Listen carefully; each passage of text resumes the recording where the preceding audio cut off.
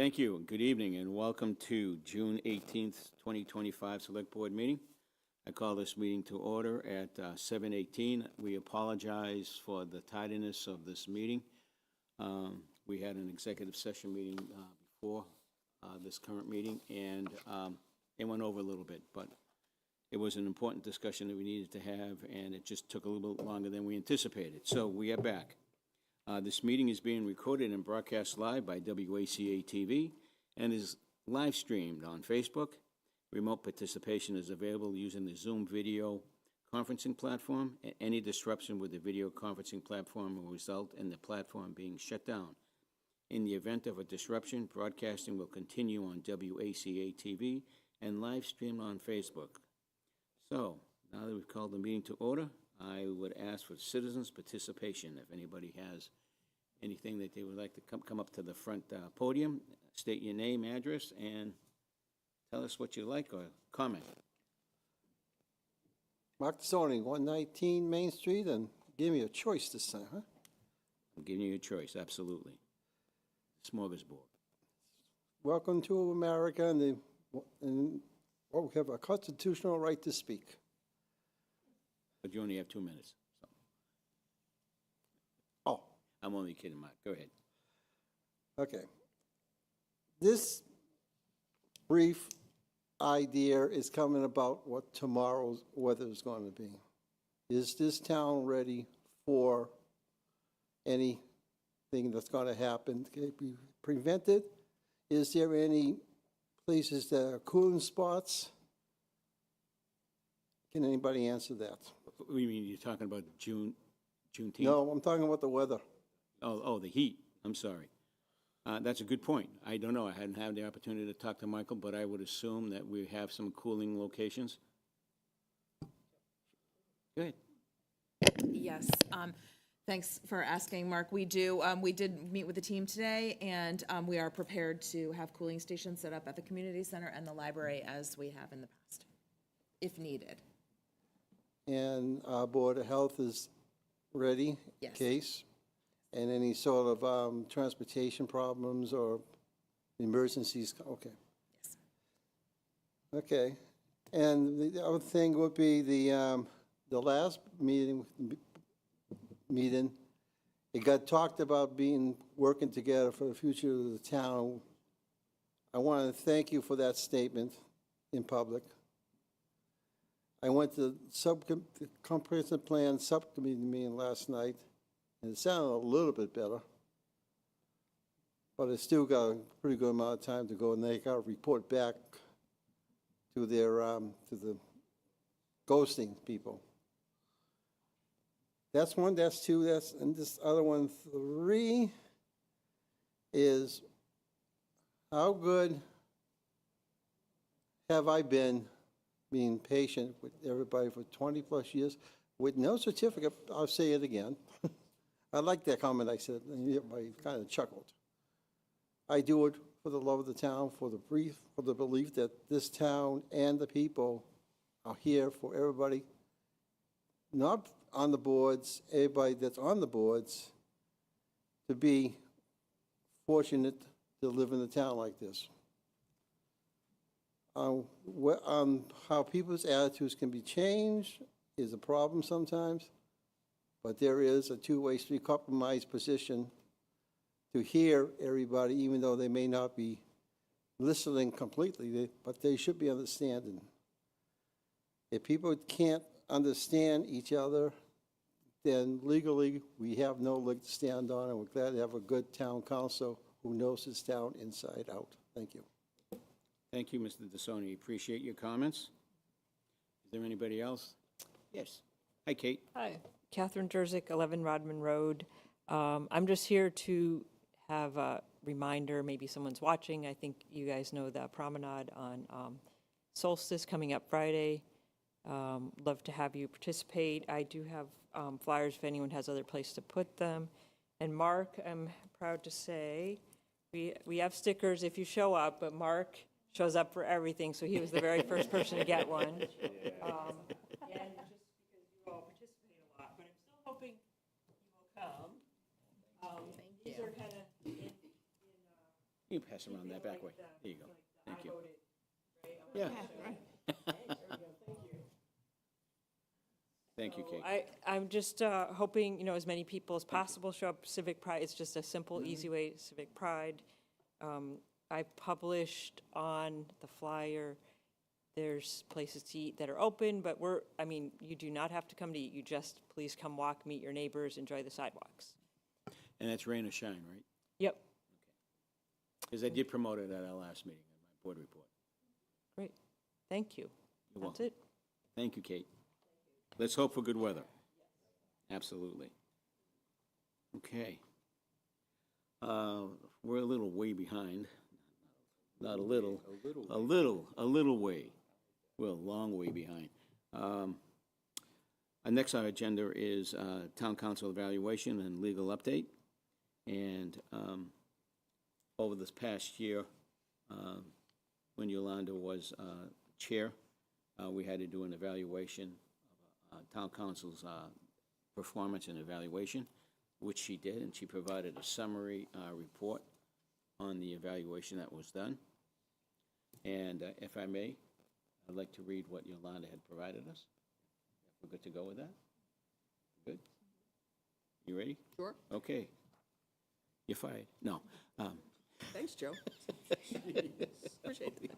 She knew that was coming. I knew it. She knew that was coming. Okay, I know you didn't, but. All righty. The overall average scores and the evaluation included 10 scored questions on a scale from 0 to 5, and the average scores per question and the overall performance averages are summarized below.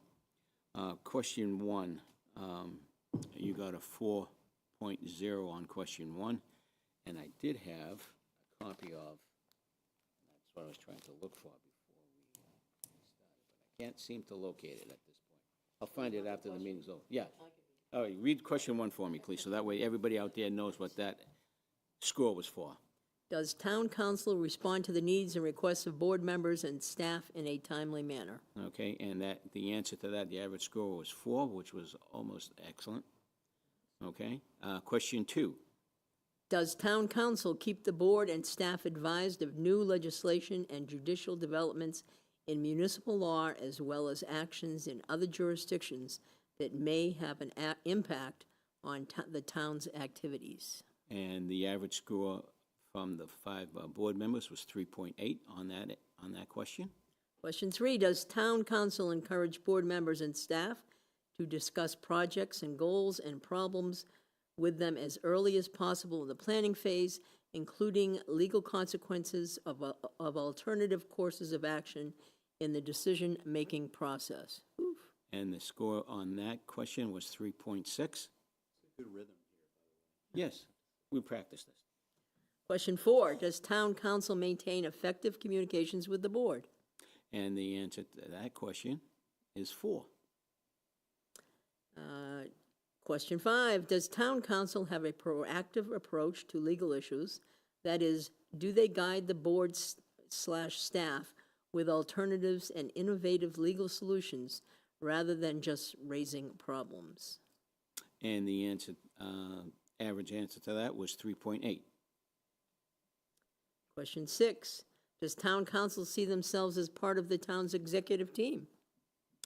And the answer to that, which I find a little surprising, was 3.6. A little low.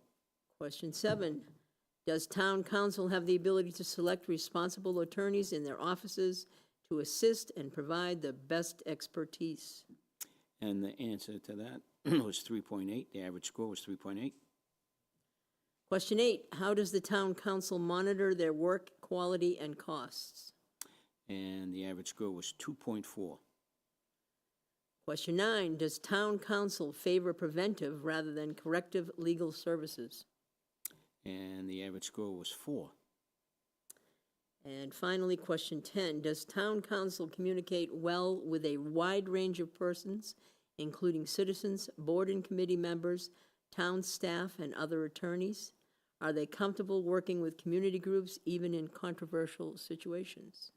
And the average score on that question was 3.6. So the overall average score was 3.66 for the 10 questions that were asked by the board members. Yolanda also states that one of the board members did not feel knowledgeable enough about certain questions and put zeros, which brought the score down, which is one of the reasons why the scores were a little lower than. I'd like to just respond to that. I indeed was a member who used some zeros because NA isn't an option. I think the evaluation needs to be adjusted to adjusted? reflect NAs. Okay.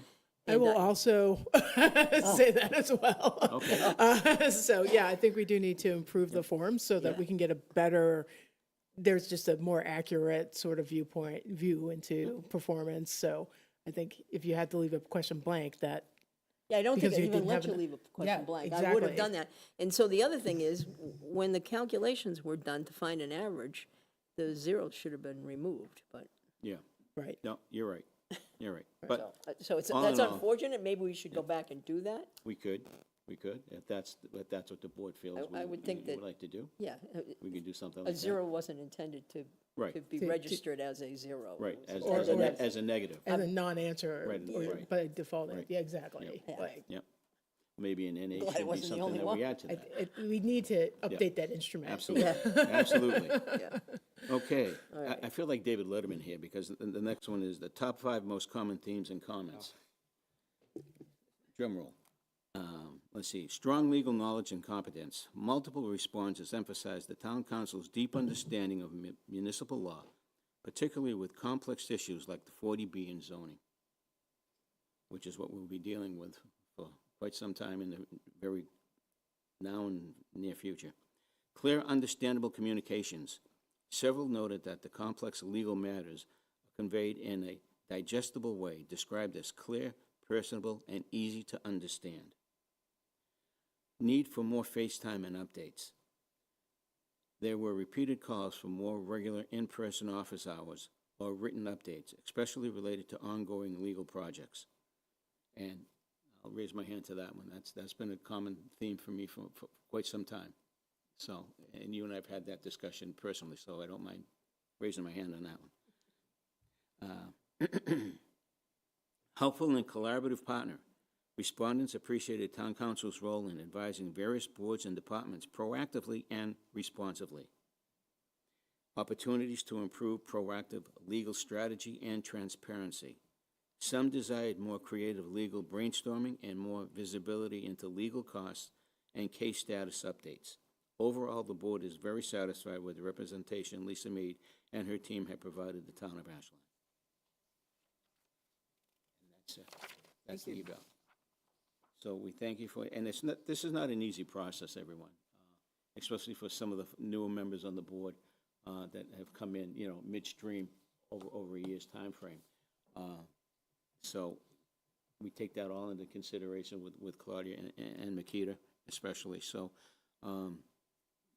it's not an easy task to be town council because you're getting pulled many ways, and at some point we've had to really make sure that committees and board members or boards came to us to ask the okay to come talk to you, because it's like, oh, we can pick up the phone and call you anytime. Well, that's not actually accurate. You have to get the okay from the board to do so. So there is a form, and that's another thing that we need to do is update that form of, using legal counsel, so we can add that to that list as well. So, any comments from ladies with respect to town council? The only thing I would just add is that, for everyone watching, just sort of what the process is the reason that we're doing this is because town council and the town manager are the only two positions that we hire and evaluate on an annual basis. And so all board members fill out the survey. The chair at the time compiled all of this. I think she sat with Attorney Mead before, so this is not news to you. And then as part of this, second part of this would be, because the town council's contract is a 1-year contract, and it expires at the end of June, which is why we're doing all this now. So just wanted to give that as background, and then just say, I've been on the board 6 years now, and I feel like, you're a great part of our team and a great partner with us. So I just wanted to say that, you know, I think given the challenges that we've had, especially over the last year, it's good to know that we have you in our corner to help us navigate through some of these crazy times that we're in. So. It's my pleasure. You've got a great team to work with, and I've been here in Ashland for a really long time, on every Wednesday for almost 20 years. And so it's, you know, I come in and I feel like it's home, right?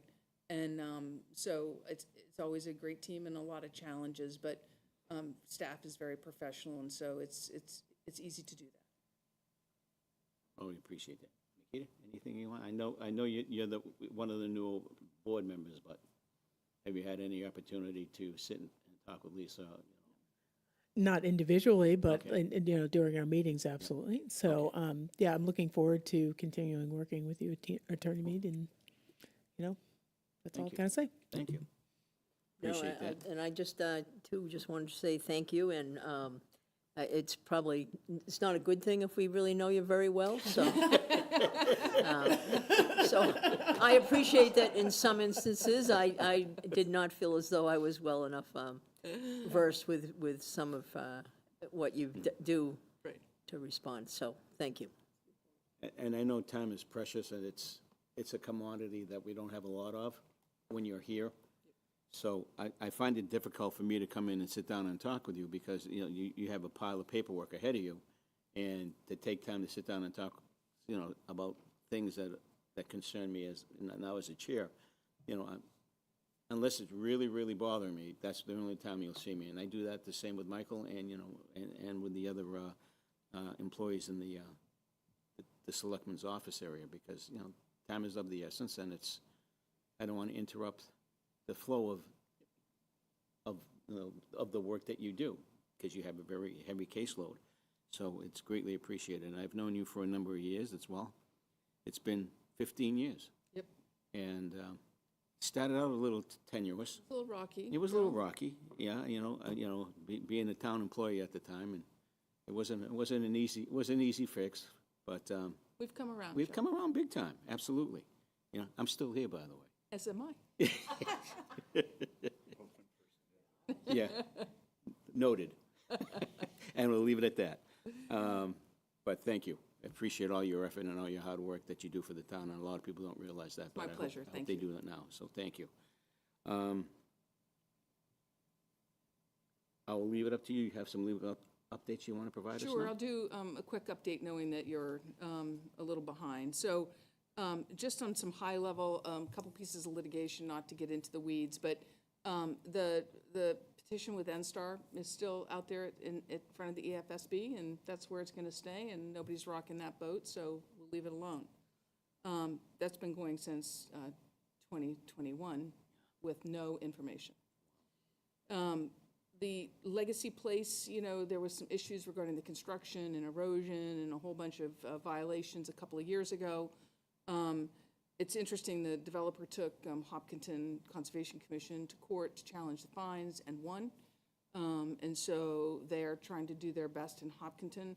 They have completed the work that was required under our enforcement order, and will be in front of the Conservation Commission for a certificate of compliance coming up. And Becca is monitoring that. The two cases regarding the UGC development on Memorial Drive, the one case was in January, and everybody had hoped that there would be a decision soon thereafter, given the remarks of the judge.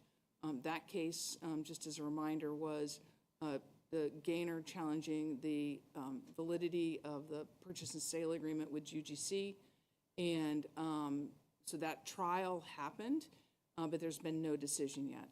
The next part of that case is that Gaynor appealed the ZBA's issuance of a comprehensive permit to the UGC based upon the fact that he believed that they didn't have site control because he believed that the purchase and sale agreement was invalid.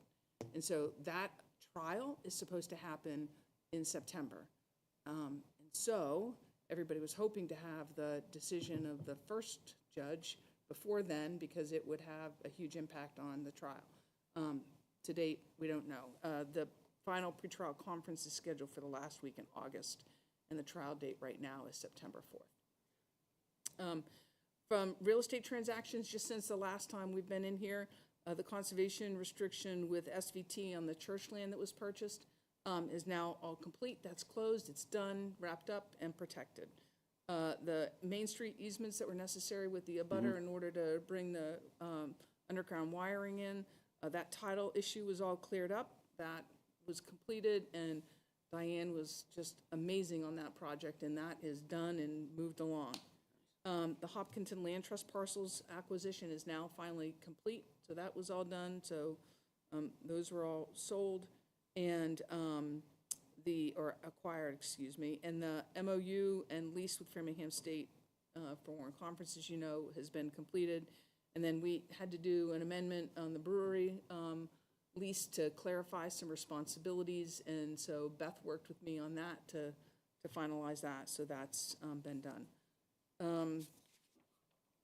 We, over the last, since town meeting, as you know, we did the ADU bylaw, we did the modifications to the site plan review, changes in the zoning, we did the floodplain rezoning, and we worked on the historic district bylaw that was not passed at town meeting, but we had a lot to do with the work on that ahead of time.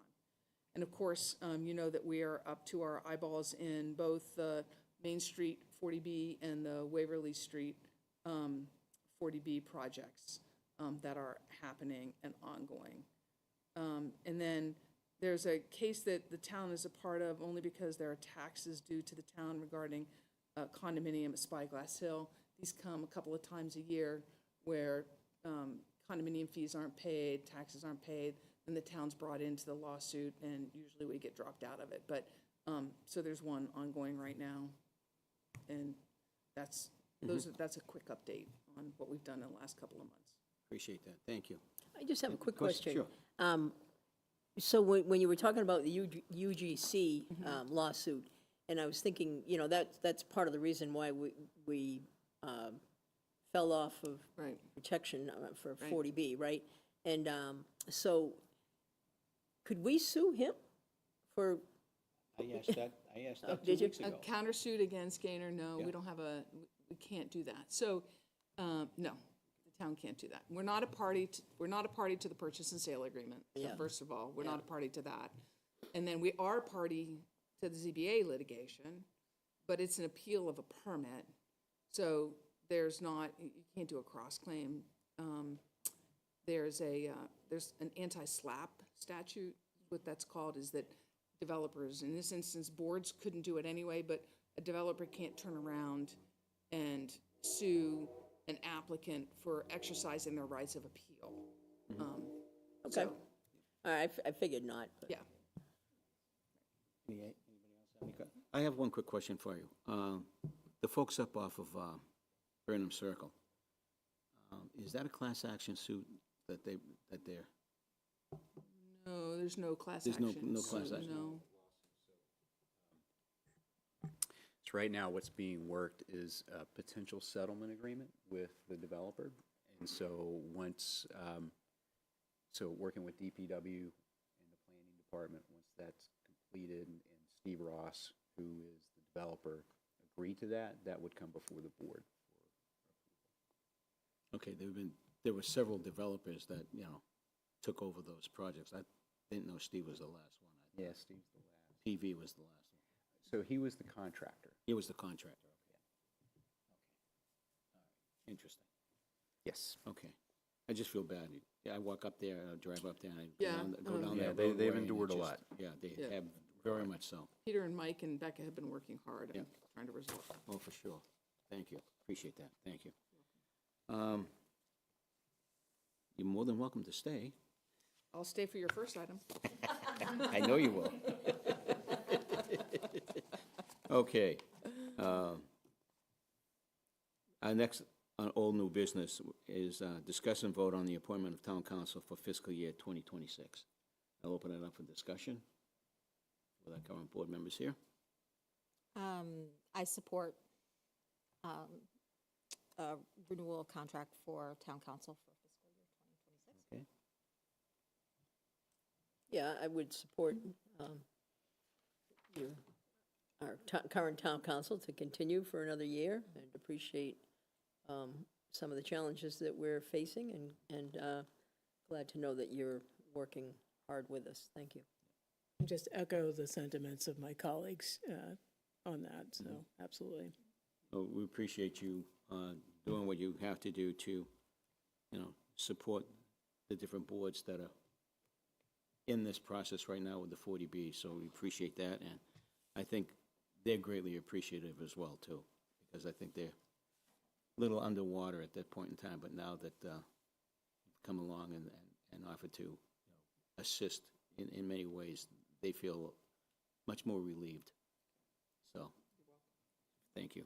So with that, I'll entertain a motion to appoint town council for 1 year for 2026. So moved. Seconded. All those in favor? Aye. That's 4-0 and 1 absent. So congratulations. Thank you, Lisa. And Thanks, we Lisa. appreciate all your. Thank you again.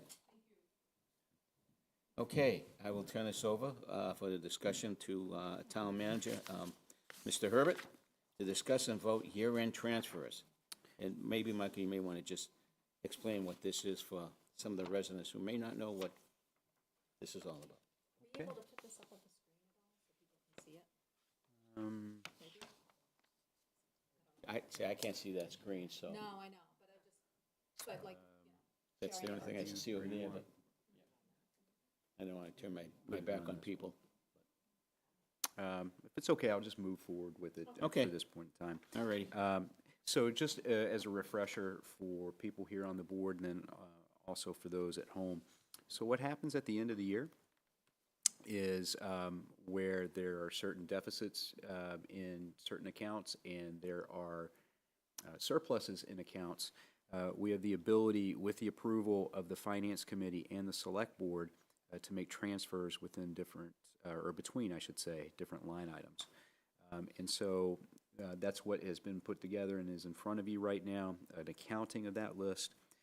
I will say that it's actually a little bit less this year than it was last year. I think last year was a little over $350,000 in total transfers. This year it comes in at $348,000. Again, this is not abnormal, but as you go through the list, I will highlight just a couple of larger items, if you will, that you may have questions about. So first, I'd just like to highlight the Assessor's Department, which is looking for a $50,000 transfer in. So a couple of things related to that. So first of all, we had a longtime employee that departed in the fall. It took a while to find a new assessor, and in between that time, we had a contractor. I don't know if you remember Nate. He came in and did the tax classification hearing. So to pay for Nate, and then also Nate stayed on after we did hire our new assessor, who you met, Don Clark, a couple weeks ago.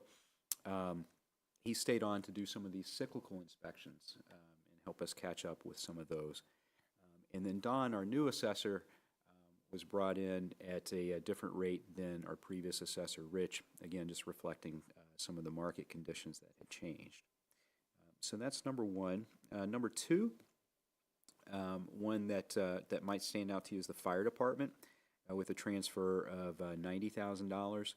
And you'll see the note that is projected to, the projected amount needed to cover things in the salary line. So what happens sometimes during the middle of the year is if we have a retirement and there's a large vacation, or in the case of the fire department, a sick buyout, that will sometimes put that salary line in the red because it might be something that we had not anticipated. So that is what's happened in this case. And so we had a couple of retirements through the year. And so this transfer is to help cover that. And then I will go to some of the insurance lines. You'll see some of those. Workers' compensation and unemployment specifically. Sometimes those are really hard to gauge, as you're budgeting, just because it's hard to anticipate who is going to be on unemployment and who might get injured. So So we have some transfers in for that. And then, obviously, we budget each year at the beginning of the year a salary contingency. I know this comes up sometimes in questions from a resident every year. So what happens is we don't make those transfers until the end of the year out of the salary contingency line. We don't do that transfer until the end of the year after all the salaries have been adjusted and we know exactly what that liability is going to be. And that's a result of the collective bargaining agreements that. Collective bargaining agreements or any adjustments in non-union salaries as well. So hopefully that answers your question. Stephanie and Cindy are here as well, but just again, a reminder is that the board would need to vote on this, and then we are meeting with the Finance Committee next week, who would also need to vote on this. And so if there are no questions, I just ask for a vote from the board to approve the transfers. Any member have a question? So I have a couple questions. One, so is there like, because I understand the whole like union adjustments and things like that that are contingencies. If there's like salary raises that go into effect for employees, is that like non-union? Does that go into effect generally like the beginning of a fiscal year, or is it kind of an adjustment like throughout the year, or how does that work? So if it's like a COLA, a cost of living adjustment, or a merit adjustment, that usually occurs at the beginning of the year. Okay. And in some cases, like if we bring somebody in at a higher salary or something, that would obviously happen at the beginning of the year. Or if we need to make a market rate adjustment for an existing employee, that would happen during the middle of the year too. Okay, and when you say the beginning of the year, you're meaning like July 1st? July 1st, correct. Okay, not January 1st? Correct. Okay. Correct, the fiscal year. Okay, that makes sense.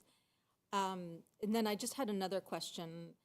So the line items, so like I'm looking at the balances on some of the accounts, one of which is capital, and it's listed at 2.8 million. So the projected balance at the end of the fiscal year, does that flow to free cash? Or is that something else that we need to, like, so I'm just curious about the money that's left in capital. Yeah, so, actually, Stephanie or Cindy, if you want to come up and just, if I can answer this question to help me out. Some of these, so we calculate the encumbrances associated with this. I don't think you should read this as anything flowing into free cash, right? We still have some projects that we still need to complete and still need to do as well. Okay, so like that we expect will, because we only have like a couple more weeks in the fiscal year, does that roll over to the next fiscal year, or how does that work? In some cases it will, so like if we have a contract for work that needs to happen, that can be encumbered and carried over until the fiscal year. Okay. The other thing, just to recall, we also utilized ARPA funds. We treated ARPA funds, we put that into capital as a way so it would flow to free cash in order to meet the requirements of the federal government that we had a plan designed by December 31st of 2024.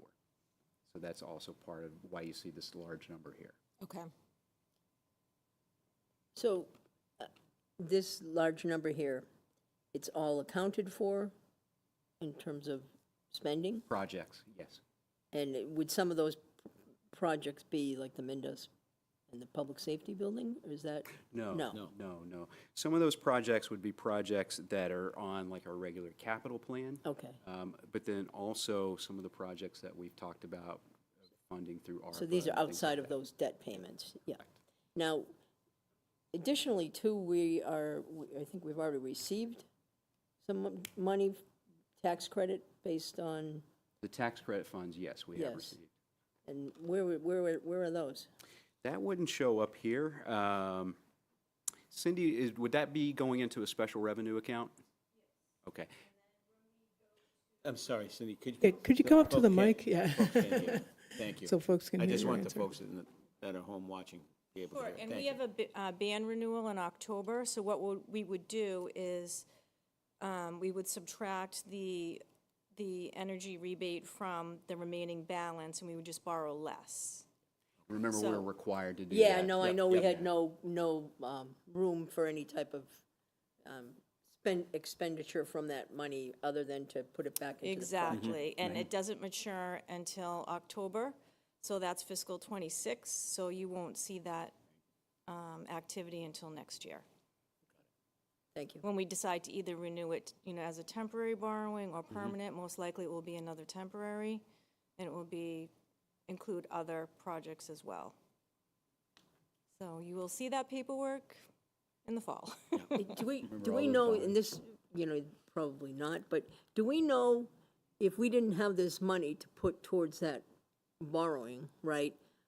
What is the savings to the average taxpayer? Can we figure something out like that to be able to? We could figure it out using our current tax rate. We can't anticipate what the future tax rate would be, but we could figure that out with the current tax rate, so give an idea. Yeah, I think it would be nice at some point for us to, make it more public in terms of this rebate that the town has received from the hard work of, both committees and trying to do the right thing for the world too, ecologically speaking. And that there's actually going to be a savings because of that to the Directly to the citizen. taxpayers, Right, directly yeah. to the Right, it would be a lower debt exclusion amount, but it's also over 28 years, so it's not as much Yeah, of a savings. it's Yeah, not- it will be a savings, obviously, Right. but it is over the course of 28 years, so. Right.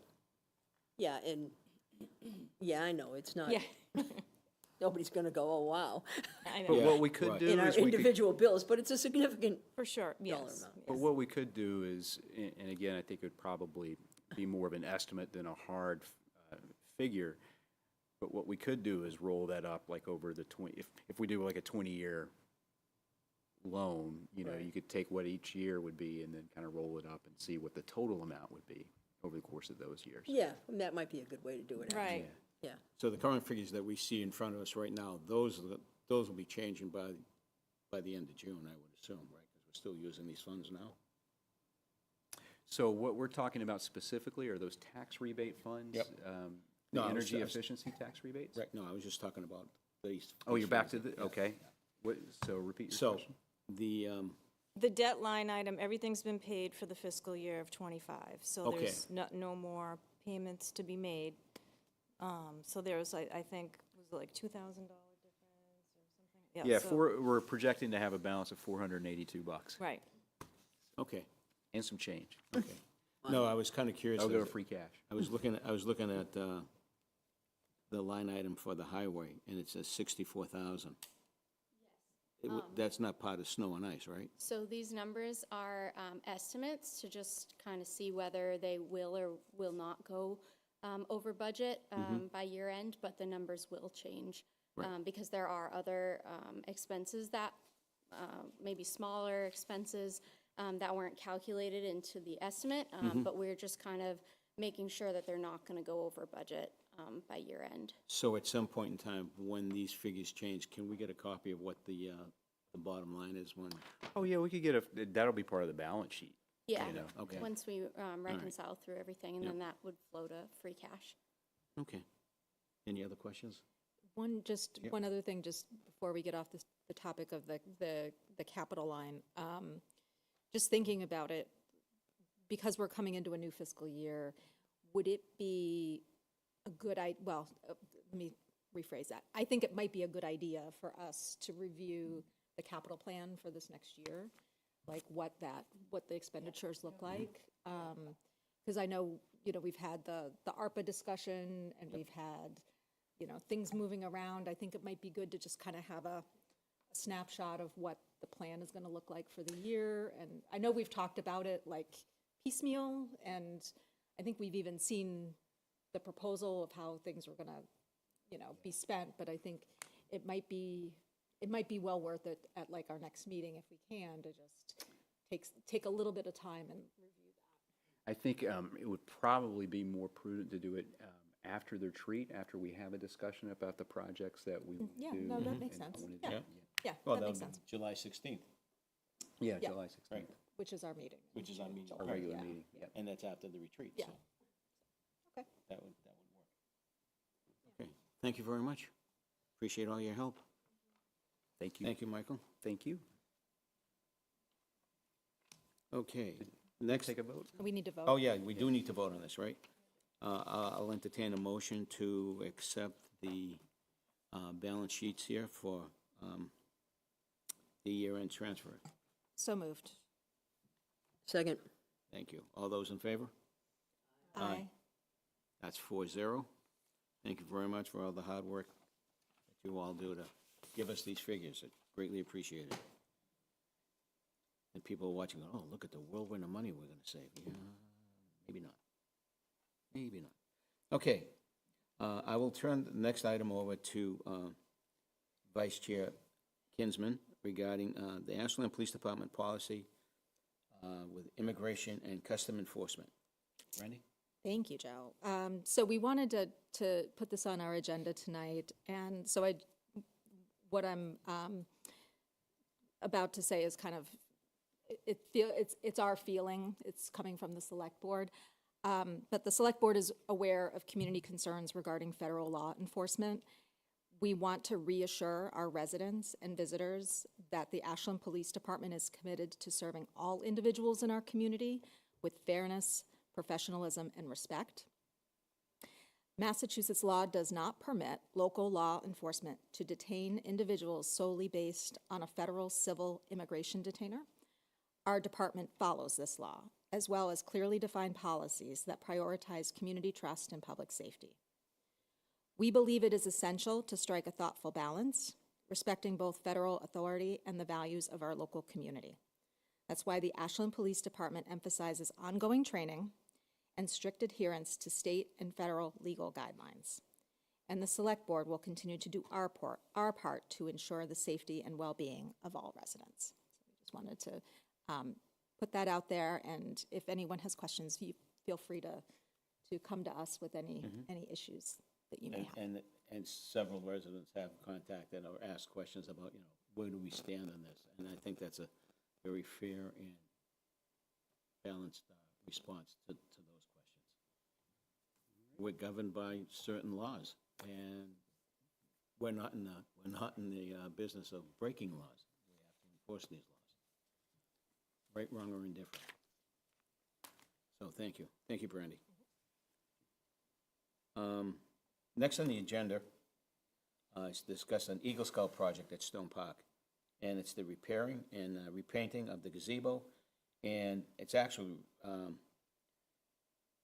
replacing and fixing some of the wooden accessible tables built by the Scouts under the pavilion. Now, the wooden tables that are there, currently there, was an Eagle Scout project because they're handicap accessible. You can roll a wheelchair underneath the tables. So there were two tables made that way. So over the last 3 or 4 years, those tables have seen some destruction. They've been vandalized, they have been cut, they have holes carved out in them, so those boards will be replaced, and they'll all be repainted.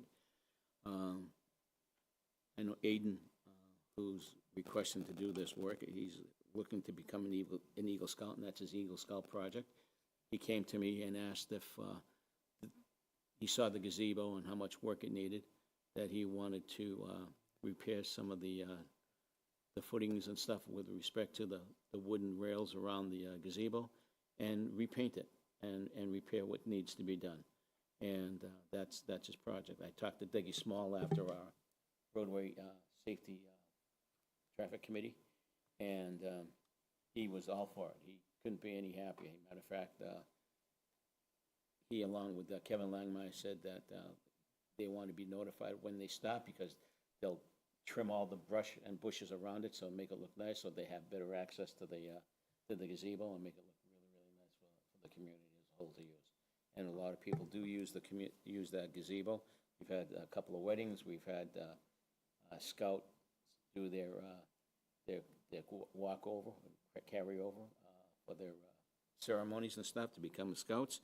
And it's a very active area, especially when it's hot outside and the summer camp kids are out there playing soccer. It's a nice place to cool off, especially in the shade. So I would ask that the board support this project. I think it's one less thing that the DPW has to do. Who did you say the scout is? Aiden, I'm trying to remember Aiden's last name. Callie? Thank you. Thank you. Couldn't remember. I was racking my mind before someone's going to ask me his last name. Thank you, but thank you.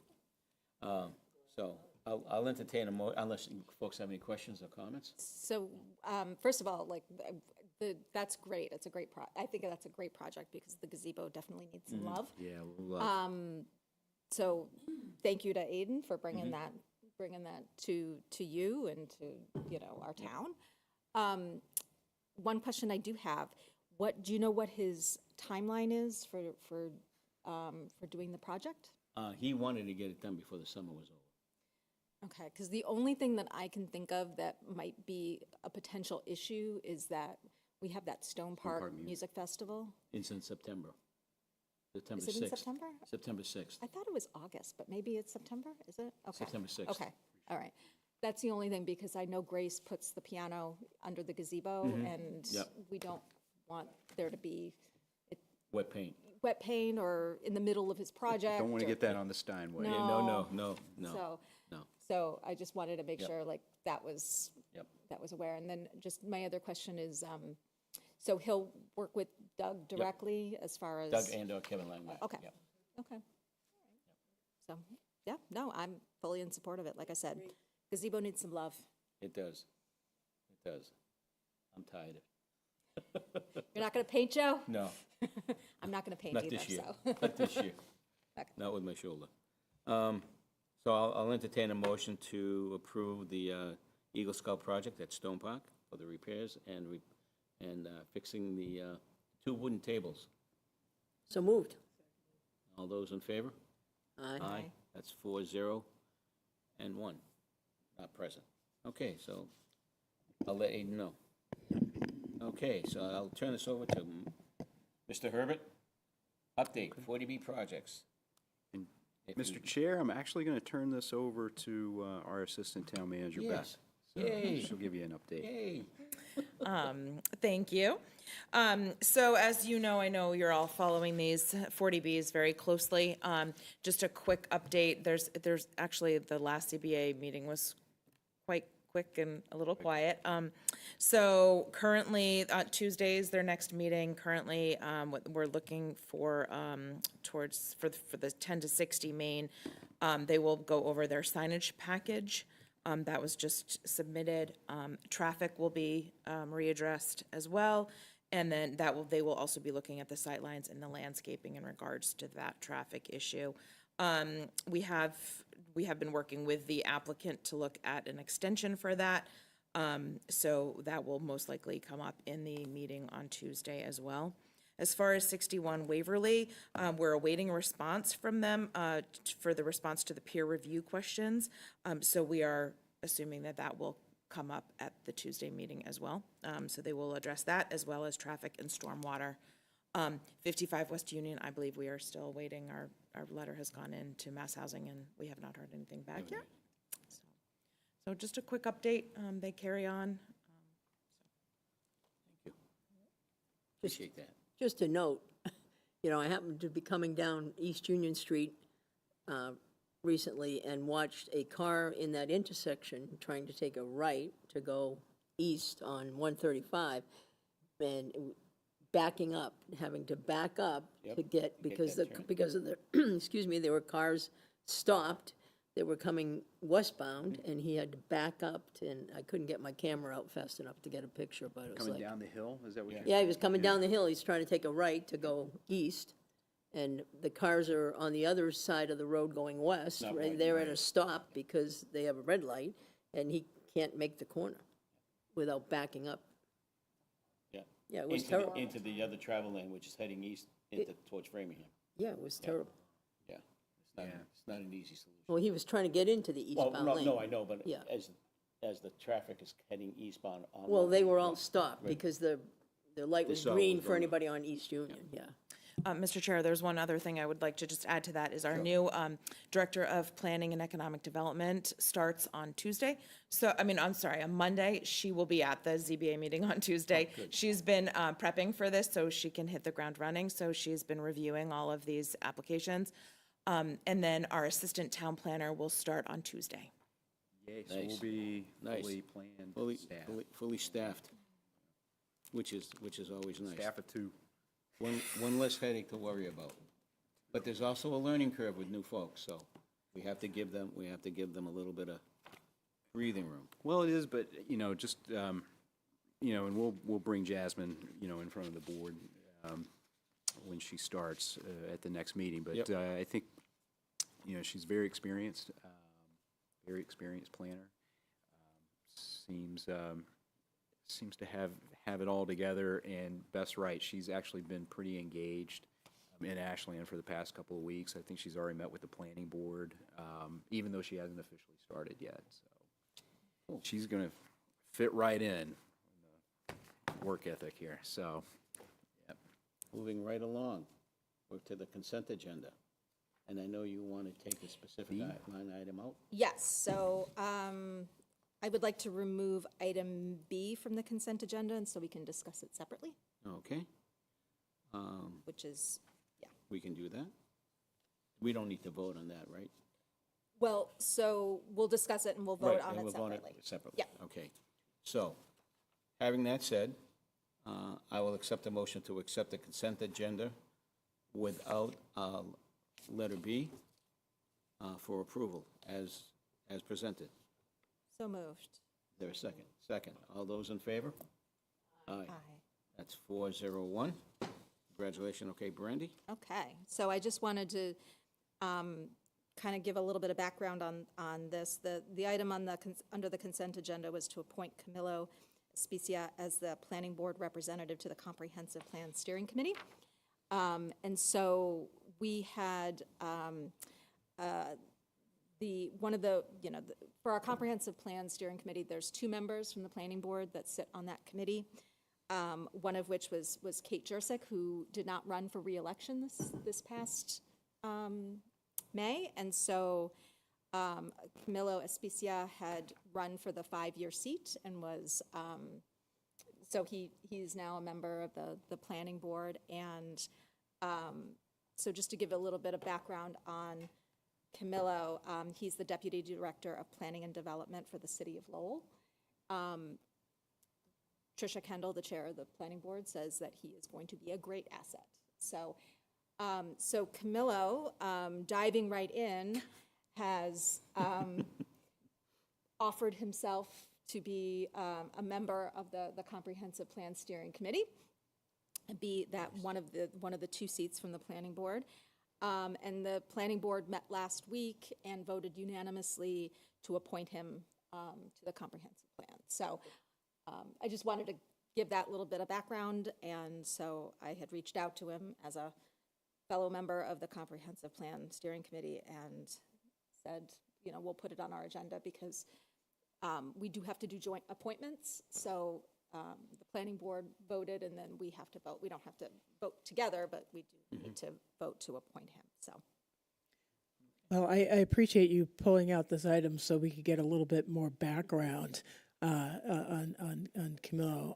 It sounds, obviously, with the experience he has and what he's done, what he's going to do, I think this is going to be it's going to be good. So, but yeah, I do appreciate you taking a minute to share that background. I think that's important for us to understand before we vote on these appointments. So, thank you. Especially when Trish says he's going to be a great fit. I've known Camilo for a few years now, and he is extremely talented, published author.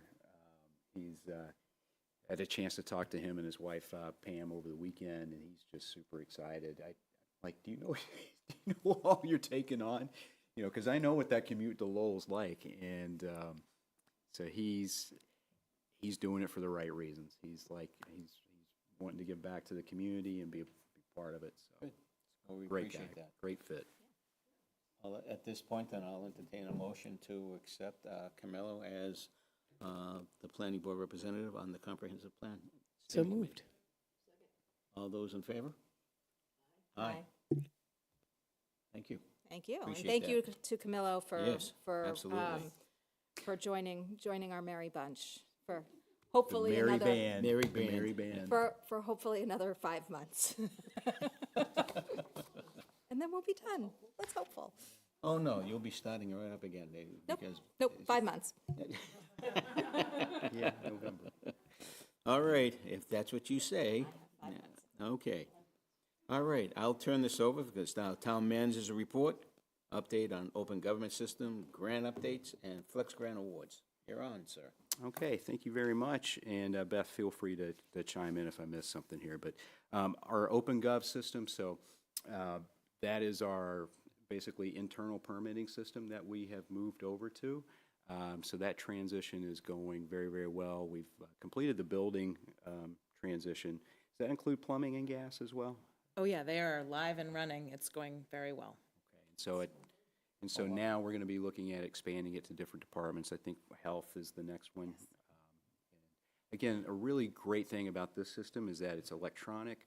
And so, just for, people who are interested and people who are wondering, whenever like a permit or an application comes in, it needs to be looked at by the various departments. And so that is currently done via paper, email, nothing. We have a system, but nothing automated, I guess you could say. And so this automates that system. And so for like a specific permit to move forward into the system, certain departments are required to look at it and check off before it moves forward.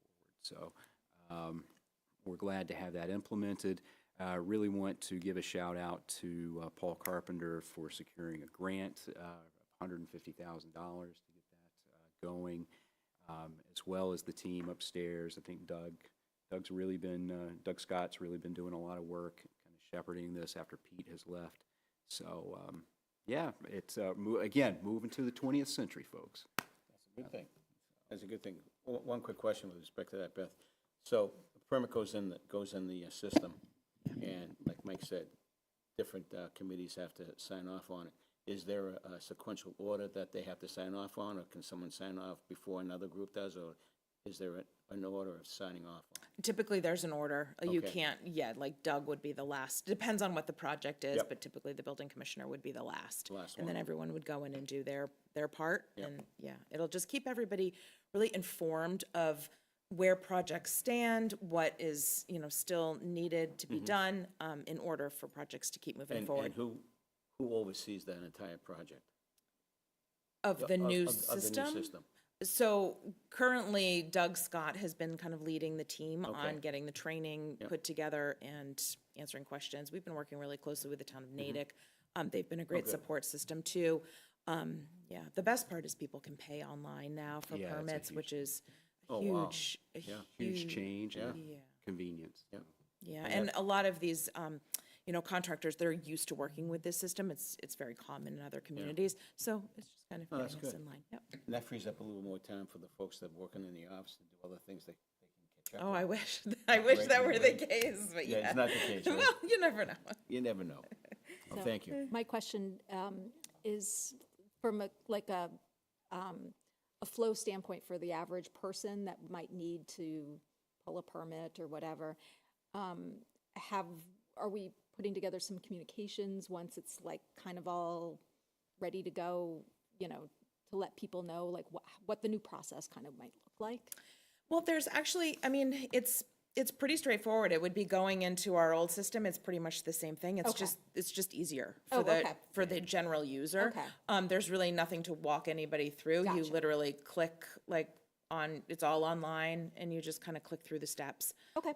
So yeah, it's actually just not that much different, I guess. And So it's more of an internal, like it revolutionize whatever, the internal process. Yeah, from the makes it outside better. in, it's just a nicer, probably looking system, and they can pay online. For the internal, it's just so much better for internal staff that okay. we all can see, what projects are on there. Yeah. It just helps with communication, Yeah. really. Yeah, And yeah. it should help with expediency of the flow I'd as like to well, think so. you know?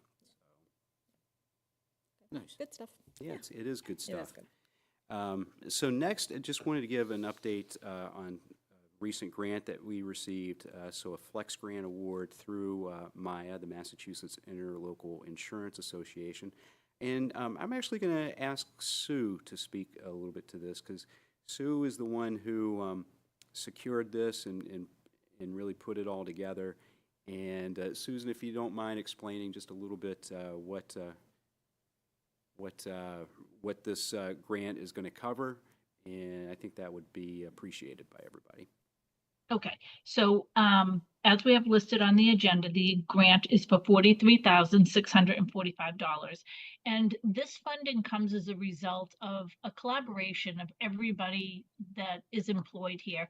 We work all year long on training and documenting things that we do that reduce our risk. And as a result of all of those things, we get offered once a year grants, but they stipulate the risk factors that they're trying to address in that given year. And so this year we decided to reach out to all the employees and ask them for suggestions.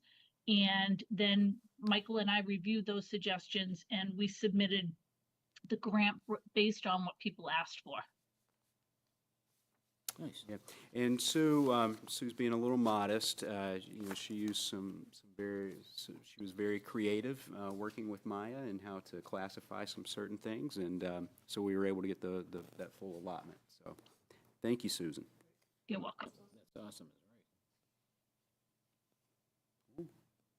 Okay, I'll move on. You're moving on. Yeah, so with regards to our retreat that's scheduled for July 12th, so what I'd done is I'd put together a memo for the board just with a brief outline of the basically the early, the morning and the afternoon.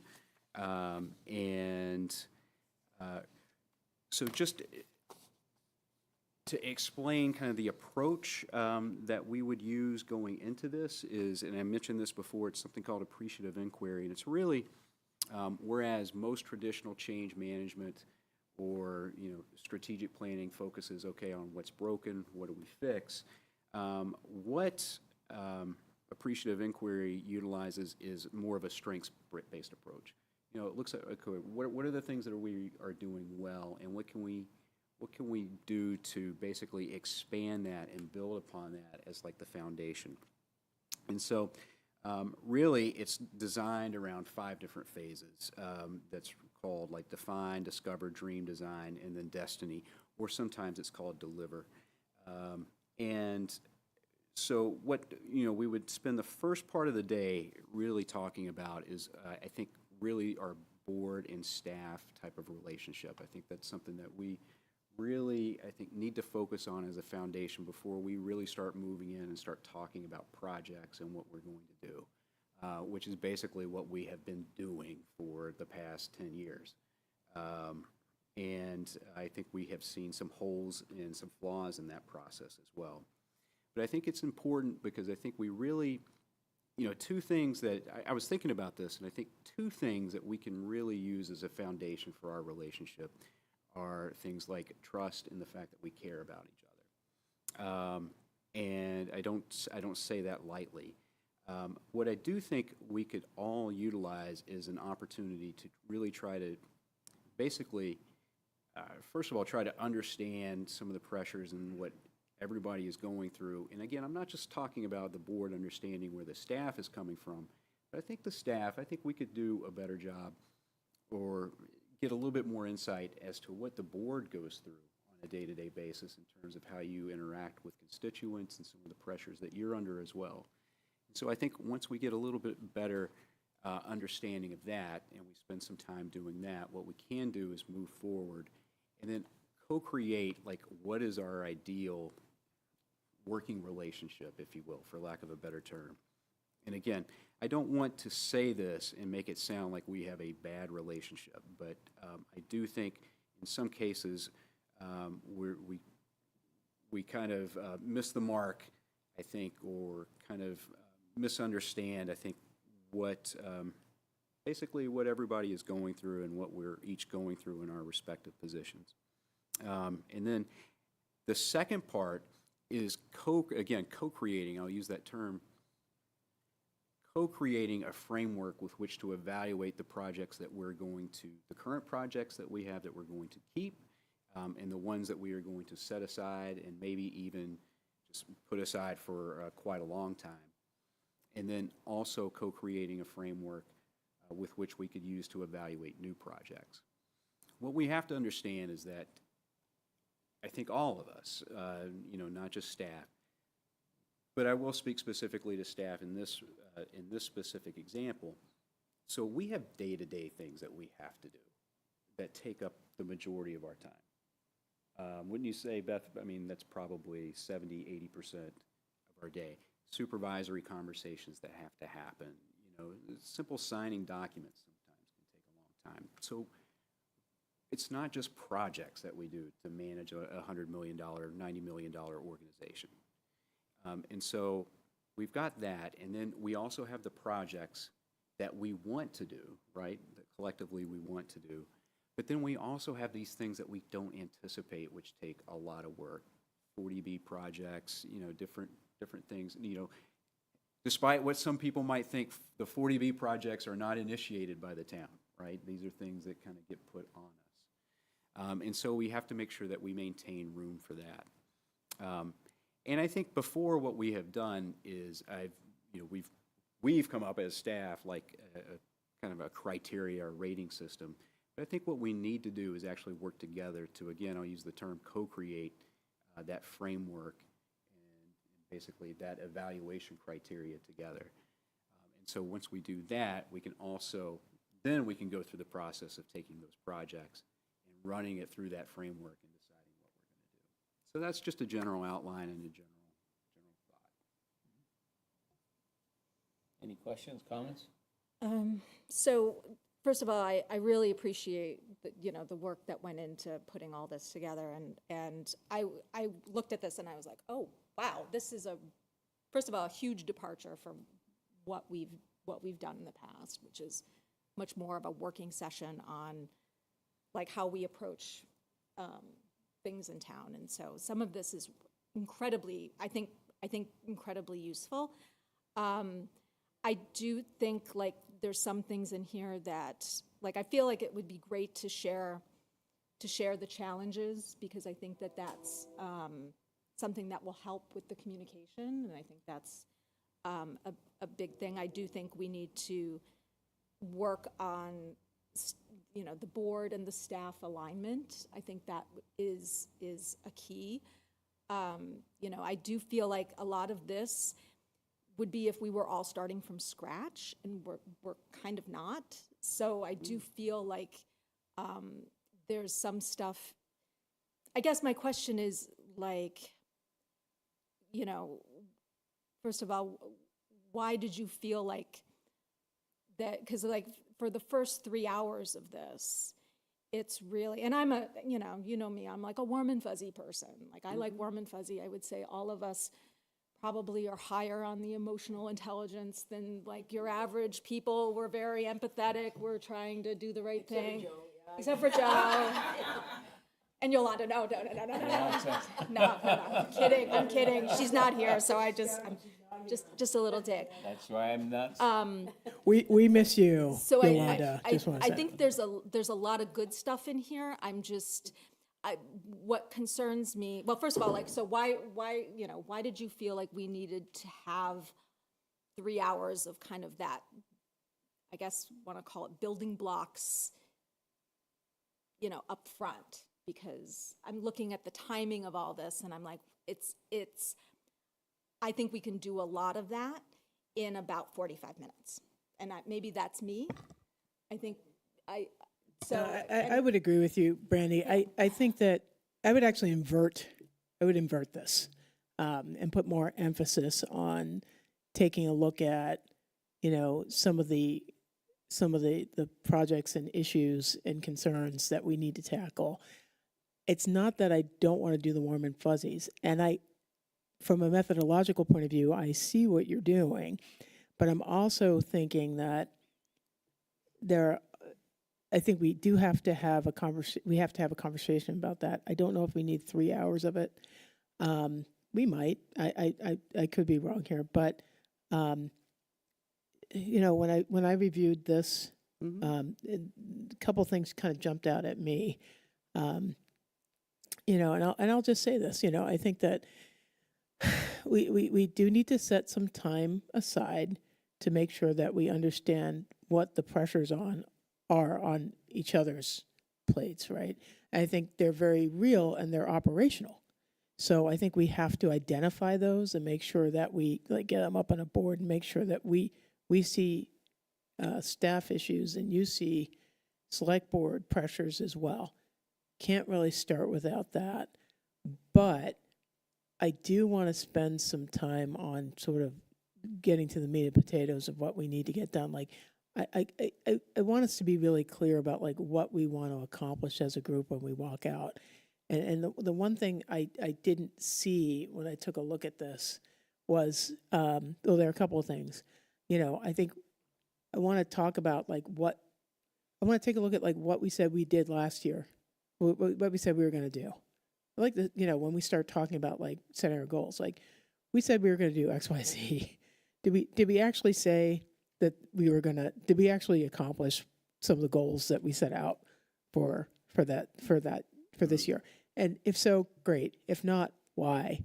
And I think in that why, we're going to find out we're going to identify a lot of the issues that you're bringing up. And then from there, I think we can have those kind of conversations. That's just, it's a preference of like how I'd approach it, just so that I want to make sure that we can get as much as we can out of the day from understanding like what we need to do going forward. And, I think, and maybe I'm wrong, but I do think that select board and staff do understand some of these pressures that from an emotional standpoint, like, and what kind of taxing, what kind of toll it can take on us individually and personally as professionals, as humans.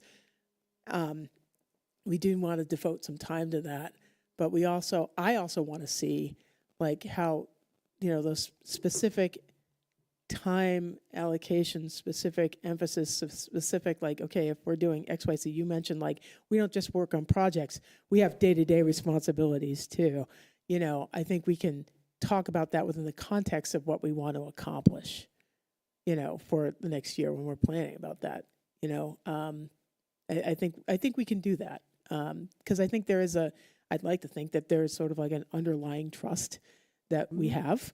And to Brandy's point, like, I feel like, if we were new to each other, I think the amount of time that we'd spend on that building, discussing that trust and building that trust would be necessary. But I think at least I've had a chance to work with you all for a year. And I'd like to think I'm appreciative of a lot of the pressures that our staff are under and some of the things that you've managed to pull off, and I will say pull off, with very limited resources. We should definitely lay down that context, let each other know about any new or ongoing challenges that are happening, and keep that in mind as we are prioritizing what we want to accomplish for the next year. But that's how I would like to approach it, but I don't know how folks, I'd love to get your feedback, and I'd like to get the board's feedback on that approach. I mean, I can start. I think it sounds very similar to approaches that we've used before. I will tell you, I think I hear what you're saying, and what I hear is doing the same thing over again. Okay, so my question to you is, you feel like, and again, I've been here for a year, so I want to preface that. But if there is, what specific concerns about effectiveness are you trying to address here? Because maybe we can put together a construct that meets that concern and meets, I think, some of the concerns that I've heard from the board here about, like, concrete, like, goals and strategies. So what are some of the specific concerns we need to? I think So some of the specific concerns that we have is, I think, we continue to do the same thing over and over again. What is the same thing? The same thing is continually overextend ourselves, Okay, and we end up basically with basically projects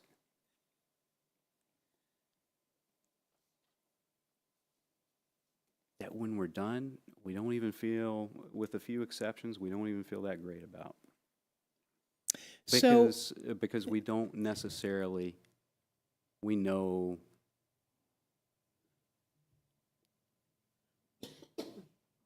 we hear from the community their frustrations. Folks, we do a ton of stuff.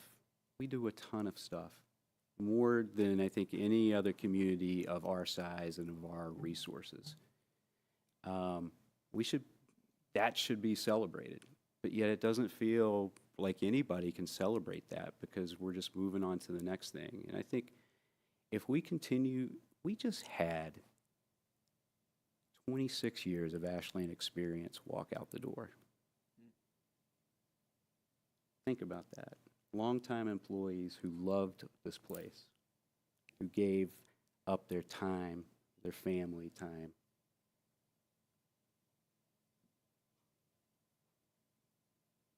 Something's broken. And I think if we continue to do what we continue to do, we're going to get the same result. so I would, let me make sure I understand what you said, and then I want to kind of ask another question. Okay. So basically what I'm hearing you're saying is that we've had these retreats and we've done our project planning. Staff has done what has been asked of them and then some, but the staff is feeling there are many number of issues with staff around burnout, around what the community understands what you've accomplished, and what you've done for the town. You feel like that's not communicated effectively, and it also sounds like staff sort of wants the town through the select board to understand like what strengths and weaknesses you have insofar as workload is concerned, and what can be done, what can't be done. You said something was broken, and you want to identify what it is on the staff side to ensure that you can finish the sentence. To ensure that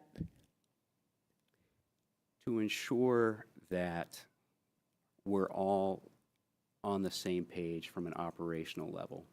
okay. I could say. Because, it's funny, we had a conversation today with the department head, and it was a good conversation because we took the time to say, and it was just, this is a little microcosm, I think, of what we could talk about, but we took the time to understand where everybody was coming from and the pressures like maybe the board was under, and then some of the staff concerns. But anyway, the way that discussion led to, I think, a compromise and an agreement that I think we all felt good about. But it was all because we understood, at the foundational level, we all understood where everybody was coming from and what was happening. And I know it really, especially some of the language around here, and that's just appreciative inquiry by design, sounds very fluffy. Let's use that term, right? Warm and fuzzy. I think it's a little bit more, maybe if I provided a little bit more concrete language around what that looks like and what it entails, we could, because right now it is, okay, we got stuff we got to do, let's do it, right? And that's kind of where, who's gonna do what and what are we gonna do? I think first of all, we have to understand where everybody's coming from first, and then I think we need to understand why we're doing some of the things that we're doing. And then I think once that foundation is built, I think that's when we can really have a discussion about, okay, What are we going to do and what we're not going to do? Because we're not talking about incrementalism here in terms of what projects we're going to be doing and what we're not going to be doing. We're talking about a very, very different look of the activity that happens moving forward. We have to. So, I mean, I don't want to monopolize the conversation, but like one thing that's coming clear to me insofar as listening to what these concerns are, I feel like, I think rather that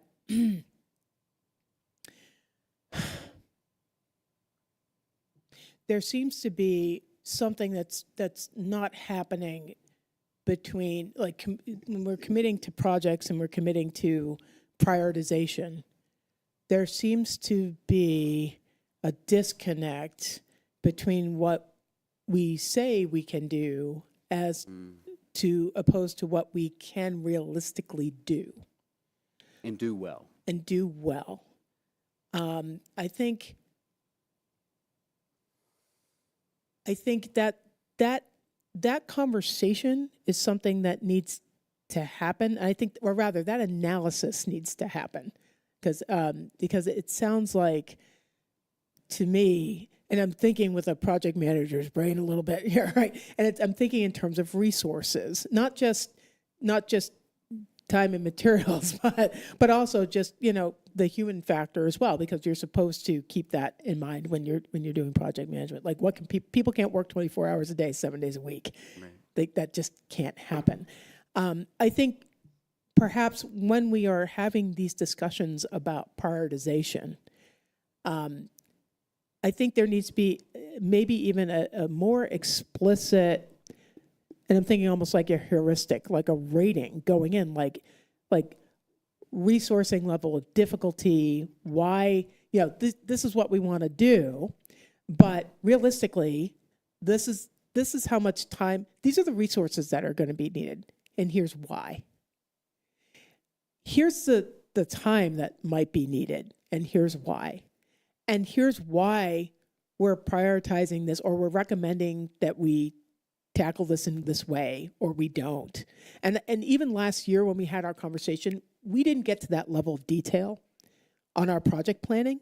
Mm-hmm. And I feel like that's what's going to address this issue explicitly and head on. And I think we have to have that kind of conversation around the planning piece.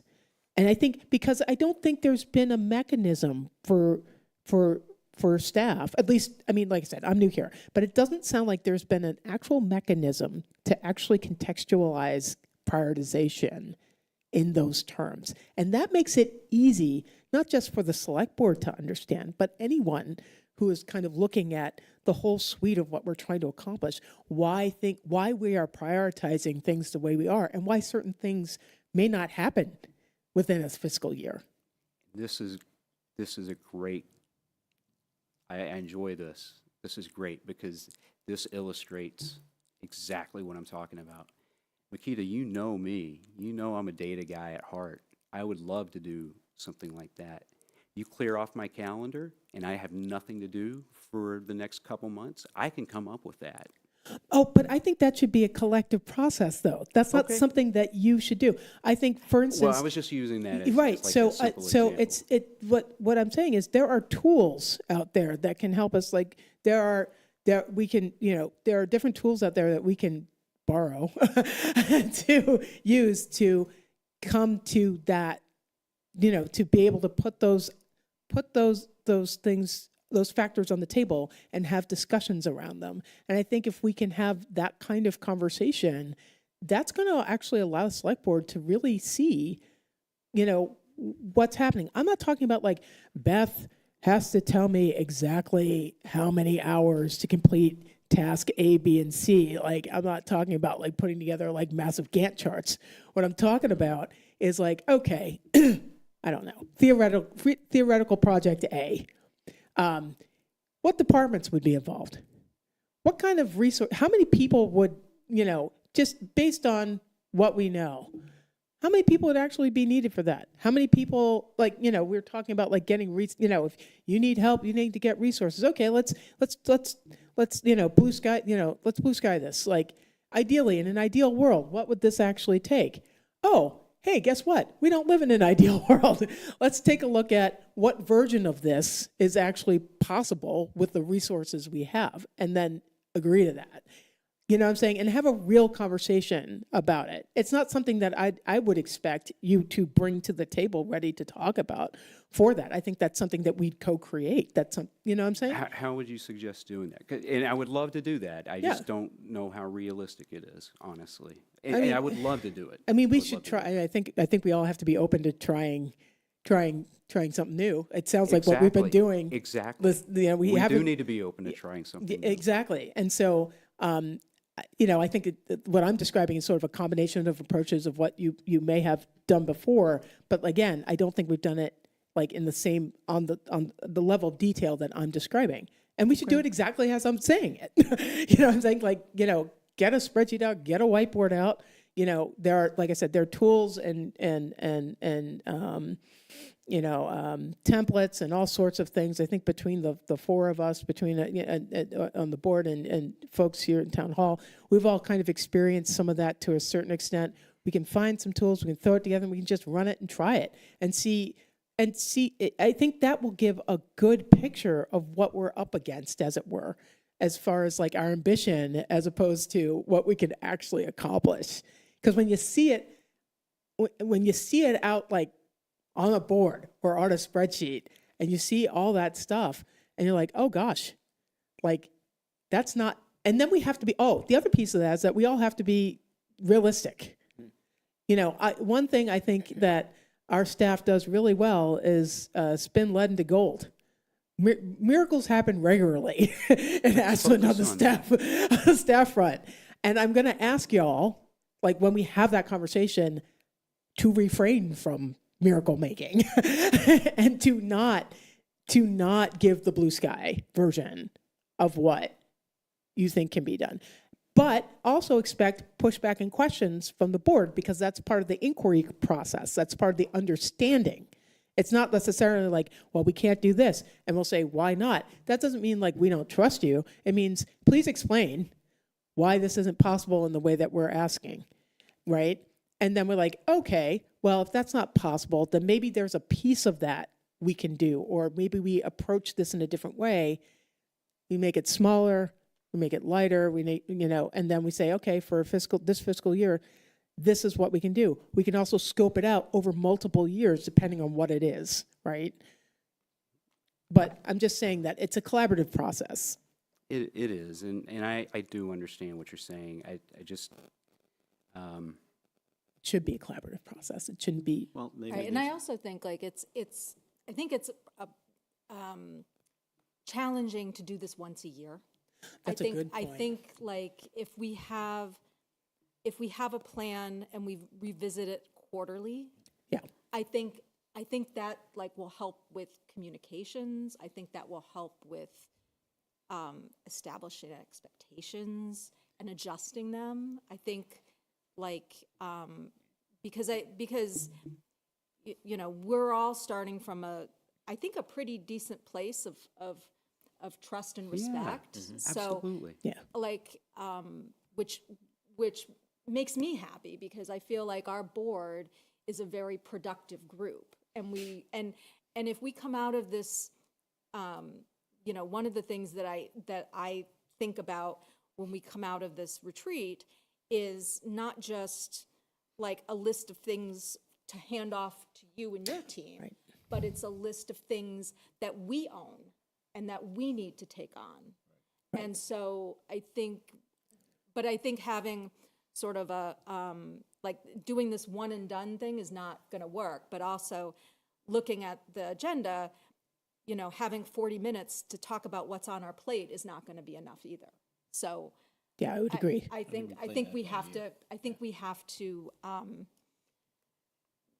you know, I think we do need to set the stage for, you know, talk about what the challenges are, understand them a little bit more than what we do. Talk about like you know, but, you know, I mean, we're all, and I mean this, us and, you know, and staff, we are all looking to do the best we can for the community, all of us. Exactly. That's why we're here. All of our intentions are really good. So, you know, when I look at some of this stuff, it's like, you know, how do we improve things?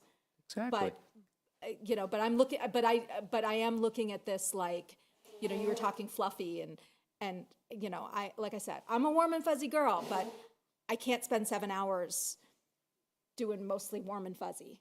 Well, it's not, I mean, to be fair, it's not, You okay you there, okay back there, Mackie? Mackie? Yeah, Okay. okay. And Yeah. I'm not saying that that's what it is. I'm just saying it is, Can, yeah, go ahead. can I just, so this, I think it perfectly illustrates some of our frustration. So you're telling, Makita, like you're saying, you know, this is what you would like and everything, and I'm saying we don't have the capacity to put that together for you. And you're, like, we're pushing back. We're telling you what we can and can't do. And it, like, we're getting pushed back on that. And, So or at let's least that's stop, what it yeah, feels like. so let's, so that, Yeah. that's a good, this is great. This is exactly what we need to talk about. So. This is a good What- retreat th- discussion. This is a good retreat discussion. And I guess, Mr. Chair, we should probably wrap this. But what I'm saying is, to clarify, we're not asking you to put it together. What Brandy has said is that we all need to take some responsibility and put this together. So it's not, and I want to emphasize this. I think that some of the shortcomings that you've identified may have to do with the level of detail that we're doing in our planning, and that's something that all of us need to do at the retreat. It's not something, again, that I would expect staff to come in and give a certain level of detail. I think we have to identify that level of detail together and talk, you know, like I said, I'm not looking for, you know, Beth to come in and say, like, I'm going to need 0.75 hours to do XYZ task that I've done. It's like, no, okay, this is what we want to do. Great. Okay, realistically, like, what's going on? And then from there, we can get to more specifics. But we have to, again, I think this is a conversation. Also, what Brandy said, doing this once a year is not a good, it's against best practices. And I think, you know, taking some of my corporate experience and some of Brandy's corporate experience, like when we're doing these sort of exercises, I think within the other jobs that we do, like, this is a quarterly thing. But again, it's, That- we don't have the ability to do it No, quarterly. the quarterly, I'm saying quarterly, like, check-ins, like, know. hey, like, it's a conversation like this. Hey, like, what's going on? Oh, this isn't happening? Why? Because we don't have these resources, and we thought we did. Okay, we're going to have to pivot. We're going to have to not do that. Let's agree not to do that. Okay, take that off the plate. Let's keep moving. That's what I mean. It's another meeting, though, Makita. It is another meeting, you know, but it doesn't have to be an all-day meeting. So I appreciate everything that you're saying. And how about this? Can we kind of meet in the middle here, maybe? And can I take, after taking this feedback, can I go and take a shot at revising this? And look, as your town manager, who's been here almost 10 years, has a lot of municipal experience now, I am suggesting, and based on everything I've heard from the staff, and Beth, you know, I'm sorry, I've monopolized the conversation on this. I keep trying to draw Beth into it, but she's not biting. But Beth's been at the meetings with our staff. And you'd be surprised, we used this approach at the last one, and it was so much more energizing, but neither here nor there. Why don't I take a shot at revising this? And like I said, I do think, with my experience and kind of the way things are going, I do think this is the best approach, but I'm hearing what you're saying. Why don't I take a shot at revising this? Maybe diminish or reduce some of what we do, spend time on the warm and fuzzy stuff, which I agree, it comes across, again, we're building on strengths, and do more on the project framework side and the project side. Would that work for everybody? Is the length of the meeting concerning to people? No, I mean, Okay. that's not a problem. No, I think if we come out of this and we feel like it's been a productive use of time and we have a set, like, Procedure. yeah, if we have a very tight goal and process that we're going to kind of approach to take with all this, I think it would be a great use of time. I do worry that, like, reading through the agenda, that we're not going to cover a lot of the stuff that we still need to cover after 7 hours. So that's my concern. And I understand. Yeah. Yeah, and I just want to make sure we get the foundation built correctly, because if we don't build the foundation correctly, everything else we do on top of it will crumble. We've already seen that crumbling happen. I think if folks aren't averse, like if you want to go back and sort of meet, like you said, meet in the middle and kind of revise that and let us see what, and then we can go from there. Maybe that might be a good way to start. And again, I mean, I don't think that that's not the warm and fuzzies that bother me. I'm actually hoping that, like, I've had great planning experiences where, like, it's basically a warm and fuzzy experience, even though there are some tough realities that folks have to face. So I think we can still hold, being respectful, making sure that we're listening to each other like we're trying to do tonight, coming to the middle like we're doing tonight. I think if we can operate in that fashion and make sure that we consciously commit to that, pursuant to some of the things that you've listed here in the agenda, and make sure that we get some ground rules together and do that, I think we might all come out with something that we are feeling good about. Claudia? Yeah, I just wanted to add a couple of things. So, I can really relate to what you've said, right, in terms of you start your day and, having come from being a building administrator with, 650 kids and 100 adults, there were a lot of days when I wasn't doing much to do with actual education, right? Yeah.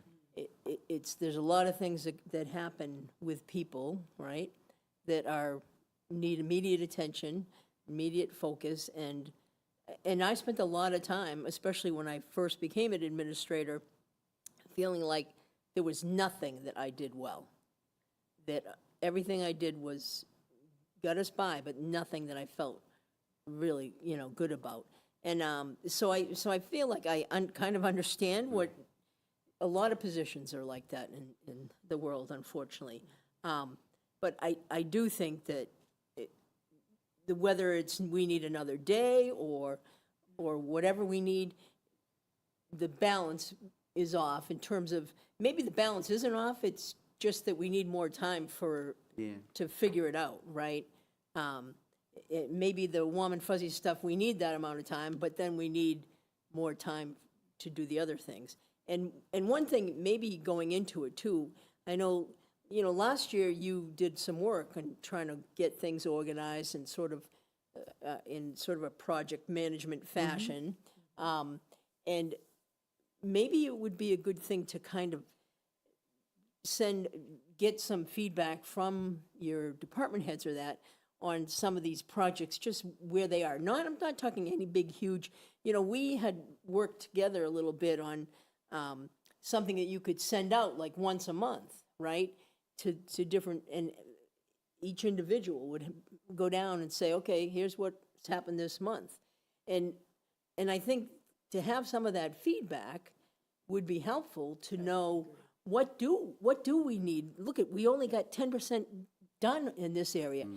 Okay, that's not necessarily, it has to do with somebody not working hard. It has to do with all these other things that they're working on, right? And so that sort of feedback's really critical, because it also tells you, okay, so now let's look at, if this is really that important to us, we need to push some more resources there. So, I mean, I think it might not be a bad idea to try to get some feedback based on some of those projects that were ongoing last year that we sort of had some kind of priority for. And again, I totally understand all that can get washed away in a heartbeat, and it just disappears. But we have to at least start with, some basic understanding of where we are, what it has taken even to get this far. Even if we looked at some of that data from last year, and I think you could still push that out to people and get some feedback, and then it would kind of give us an idea. Look, we only got this amount done. We've been collecting all that, and so we have that, and we have that up to date, and it's been monthly. I think, one thing I'll say is that one of the things I love about our team is, and Beth will speak to it as well. I mean, they will run through walls for us. They will tell them to do it. They will sacrifice every single thing. And I they get can. that, but nobody can survive Exactly. over the long haul like that, Exactly. right? And that's where it's I so am. special when you have that, but people are just humans, right? So Exactly. We got to take care of our staff. And really, you know what? That's really kind of where I'm coming from. well, And I'm saying, and so I know you feel that as well. And I think that's what you're talking about too, when you say, sometimes when we use the term staff, and I'm like, well, who exactly is that? Who is that? Is that every person that I see in the building? Is that, It's all of who them, are we talking about? And then the other thing, when you talk about losing 26 years of experience, and that it's huge, is, do I not fully comprehend how much that has to do with, we need to go into That's a extra. bit- that's my No, I'm bedtime, kidding you. Did I not fully understand their reasons for leaving? Maybe I did, maybe I don't. And so that's something I guess I need to understand better as Kind well. of hard to read between the lines. Yeah. So, I mean, Michael, yeah. like, what Claudia said, like, if you have that information, that's something that we need to see, because that's going to help our understanding. And we not like the day of the retreat, but like, that's something that we'd want to have as part of, so part of it is like kind of prepping us, and what materials we have to identify, like what materials that we, like Randy said, like last time, like what homework do we need to do? Yeah. You're saying like you all need to understand where we're coming from. That data is going to help us understand where you're coming from. But what is going to be missing from that data is the human toll. Right. I mean, I think data tells a story, and I think if depending on what you've collected, but it sounds like you've, Well, it When you say shows. human toll, yeah. It doesn't show the birthdays missed. It doesn't show, Claudia, you understand. I mean, I know, well, actually, we all I understand. mean, we that, I do should all say. understand We all that. understand That's what that. it is. So depending on what But- you're collecting, like, and then obviously you can add additional information, but like I think we understand that. Yeah, and I know we do have to move on. So is it okay if I go and take a shot at revising this based on this feedback and kind of a Well, that's meeting what of the the whole minds? discussion is about, to that- get feedback and that good? and then Yeah, come back to yeah, us with no, it. absolutely. Oh, absolutely. The one thing I would also say is that we need to be able to come out of this with some real action items, like Yeah. Yep. truly. I agree. So, like whether we're talking about, improving communications or what we can do, like, so I want to make sure that that's like a real goal of the retreat, is to not just be like, oh, okay, well, we're going to come up with this plan and this scoring system and all this stuff and then not revisit it and not, like, so I think it's important that we have some clear What are next our steps. outcomes? Yeah. Yeah, what That do you we wanna need to have? identify, and when we are putting this together, what are our outcomes? We need to identify what we want to get out of this, and then we want to do our periodic check-ins to make sure that we're still on target. If we need to shift, if we need to pivot, if we need to offload, if we need to, et cetera, et cetera. But like we've said, like, we have to be clear about what do we want to accomplish in this session, and then we have to be clear about what we want to accomplish next year. And we're all committed to making it all work for everybody. Like, I mean, Absolutely. like, that's Yeah. without a It's just- doubt. That's not one against the I other. definitely want some warm and fuzzies. Yeah, we do Okay, have so to have what- some warm and So, fuzzies. Fuzzy. so That's I'm important. sorry I brought up the warm and Some coffee, yeah, It's, Yeah, so we'll it's, give you a coffee and a nice muffin. yeah. I am, for the record, into warm and fuzzies. So, Let the Yeah. record show. let That's the what show. One thing, just one more thing. When you talk about human toll, right? There's got to be something out there that you could, when you get feedback and data from the people in your workforce,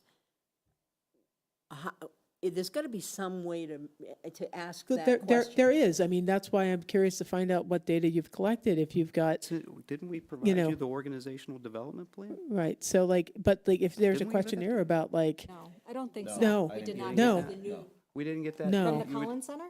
No, the ones that we did as a staff. No. No, no. no. But do you know, I thought what, Catherine, are you asking people about like how they're feeling about their jobs? Like, you know, all those sort of, those we're sort not of asking, they're questions. telling. You know, no, but I mean, like like, is that documented? Like, you know, and so that's the kind of feedback I think that Claudia is referring to, and that's what we want to see, and that's what we want to understand, because that's going to help us.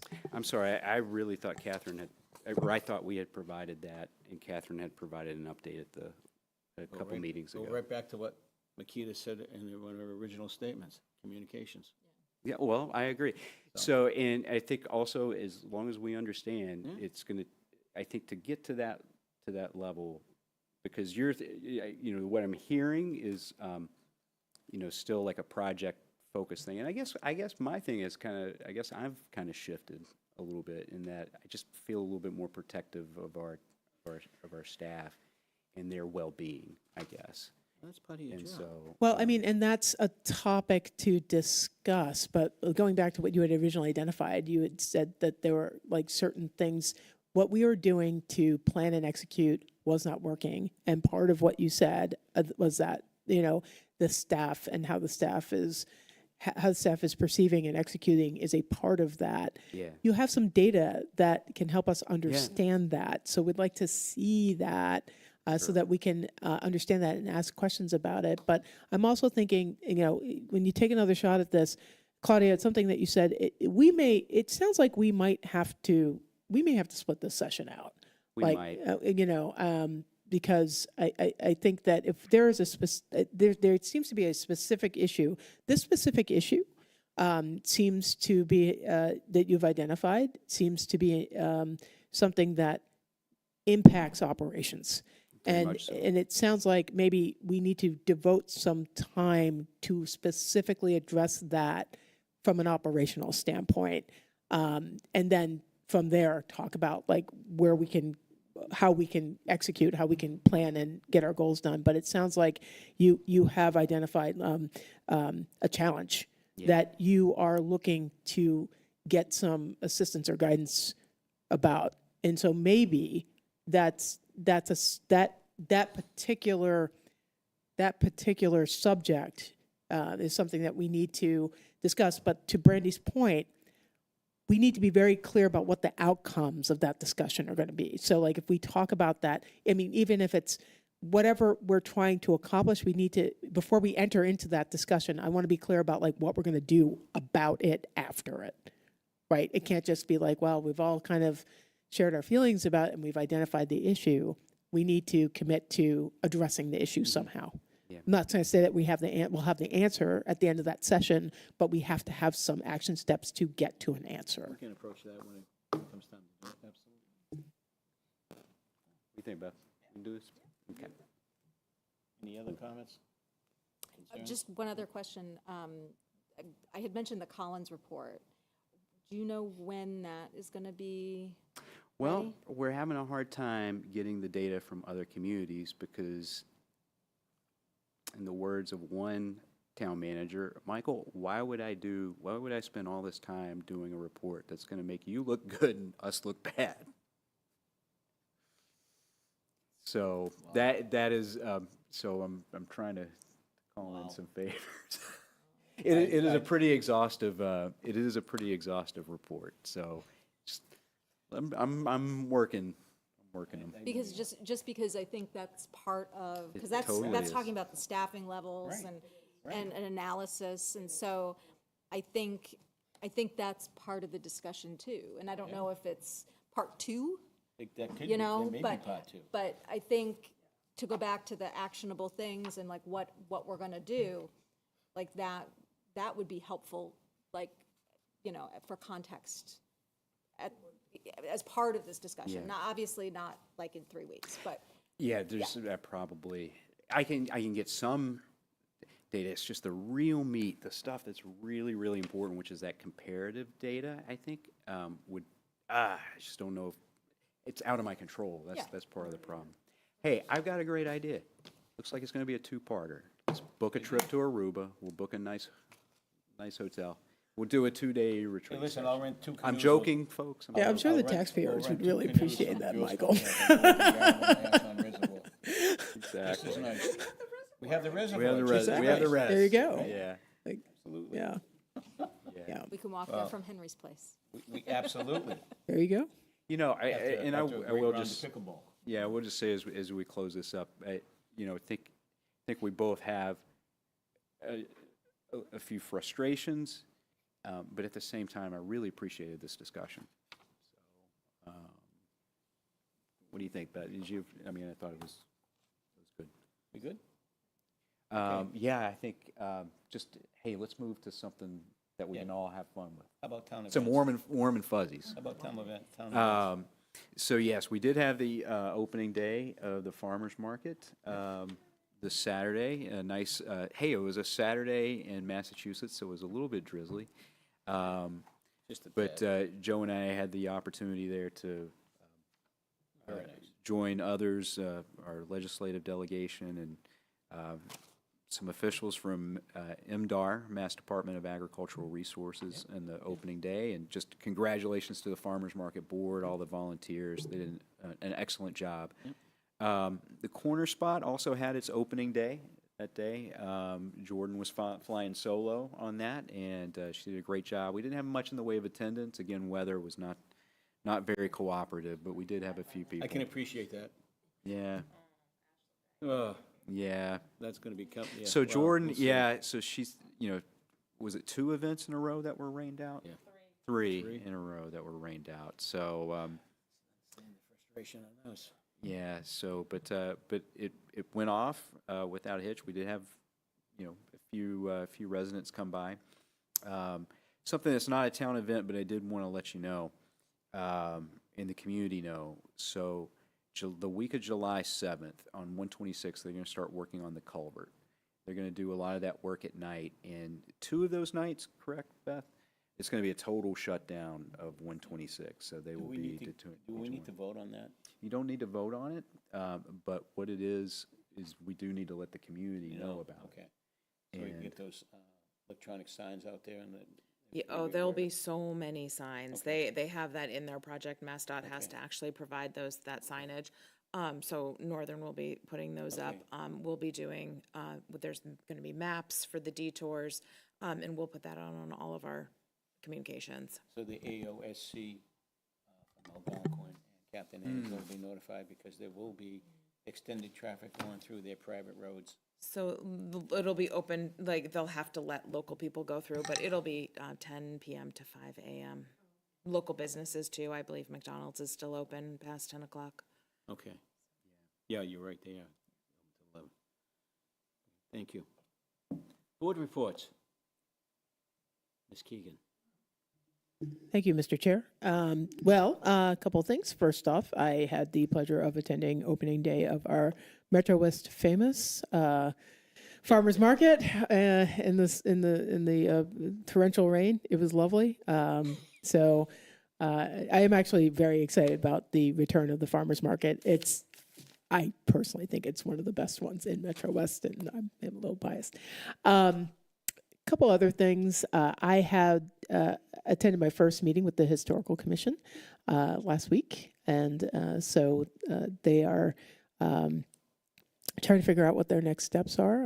I'm having some follow-up meetings with their chair and a few other things. So I know they'll probably be back before us at some point, so we'll keep you abreast on that. Let's see. I've also been involved with decisions at every turn. I had a conversation with Kristen French. They've been a recipient of a STOP grant, a federal grant, to develop a prevention framework to support the community, and so I'll be kind of chiming in on those efforts as well. They do incredible work. And I know this is a little far off, but the library is actually having an event around youth comics coming up soon in July. And, Mina is trying to get the word out about the event. And I had the dates here. I can't find them. Yes, the Ashland Library Young Artist Comics Fest will be on Sunday, July 13th. So they're looking to promote young artists, and they're also looking for volunteers for the event. So please get in touch with the library for more information. And lastly, I will be at the farmers market this Saturday, celebrating Juneteenth with our friends from area. I'm very honored to be able to make some remarks at the farmers market. And of course, tomorrow is Juneteenth, and I want to acknowledge that holiday. And, I think this is a great opportunity for the community to come together and celebrate history. So that's all I've got. Thank you. Ms. Bennett.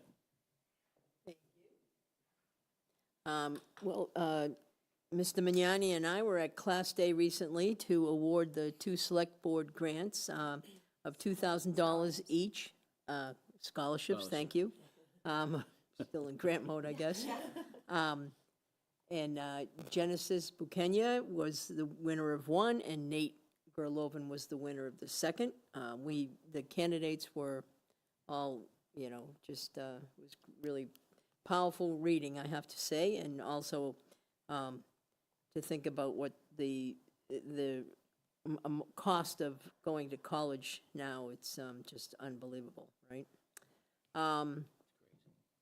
I also had the opportunity to have a group of Boy Scouts that their leader had approached me about they're working on a badge for elected officials, and so I had them come in here, and we had a little conversation about how one becomes elected, and just sort of the importance of local government. And I really enjoyed meeting with them, and I want to thank Diane. Managed to dig up some coins with the Ashland Town seal on them, and I thought, okay, so doesn't matter if I say a word now when they see these things. And They're all done. Yeah, they were.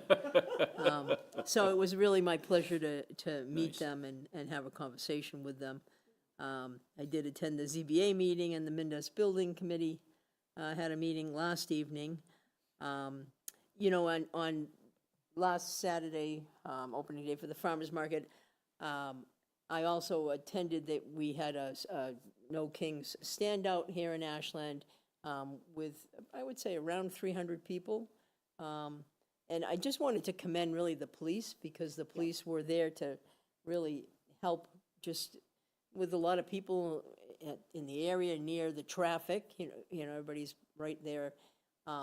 They were just really very kind and very conscious about safety, and they were just very friendly, and I just wanted, I did go and talk to them a little bit and thank them, because, that's not something that they necessarily are trained in or expect they're going to have to do, and they were just, they just did a great job, so I just wanted to thank them for that. They kept everybody safe. That was totally their goal, and it was clear that was their goal. It's nice to see that our local police are worried about safety, not other things. And then I was invited to speak on Saturday for the area, and I look forward to that. Makita she is actually the keynote speaker, so let's just be straight about that. in So any, you're going to represent the board? yeah, yeah, Okay. they reached out, so. Nice. In any case, that's it for me, thank you. And what time is the festivities start at the farmer's market? Is it 9:30? 9 o'clock? I go. 9 is when it opens. I think it's 10 is when they No, it No, starts before that, because I start- think No, I I'm think on it's like at 9:30. 9:15 Yeah, or I gotta- 9:30, something like that. And like after you, so Yeah. we should Yeah, you're a probably little make bit sure later. that those times are.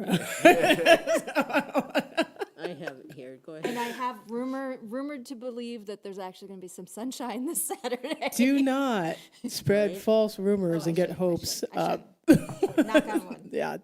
Ah. Jason Michael from Channel 4 says it's going to be a beautiful day on Saturday. Okay, Okay. Jason's pretty good. All right.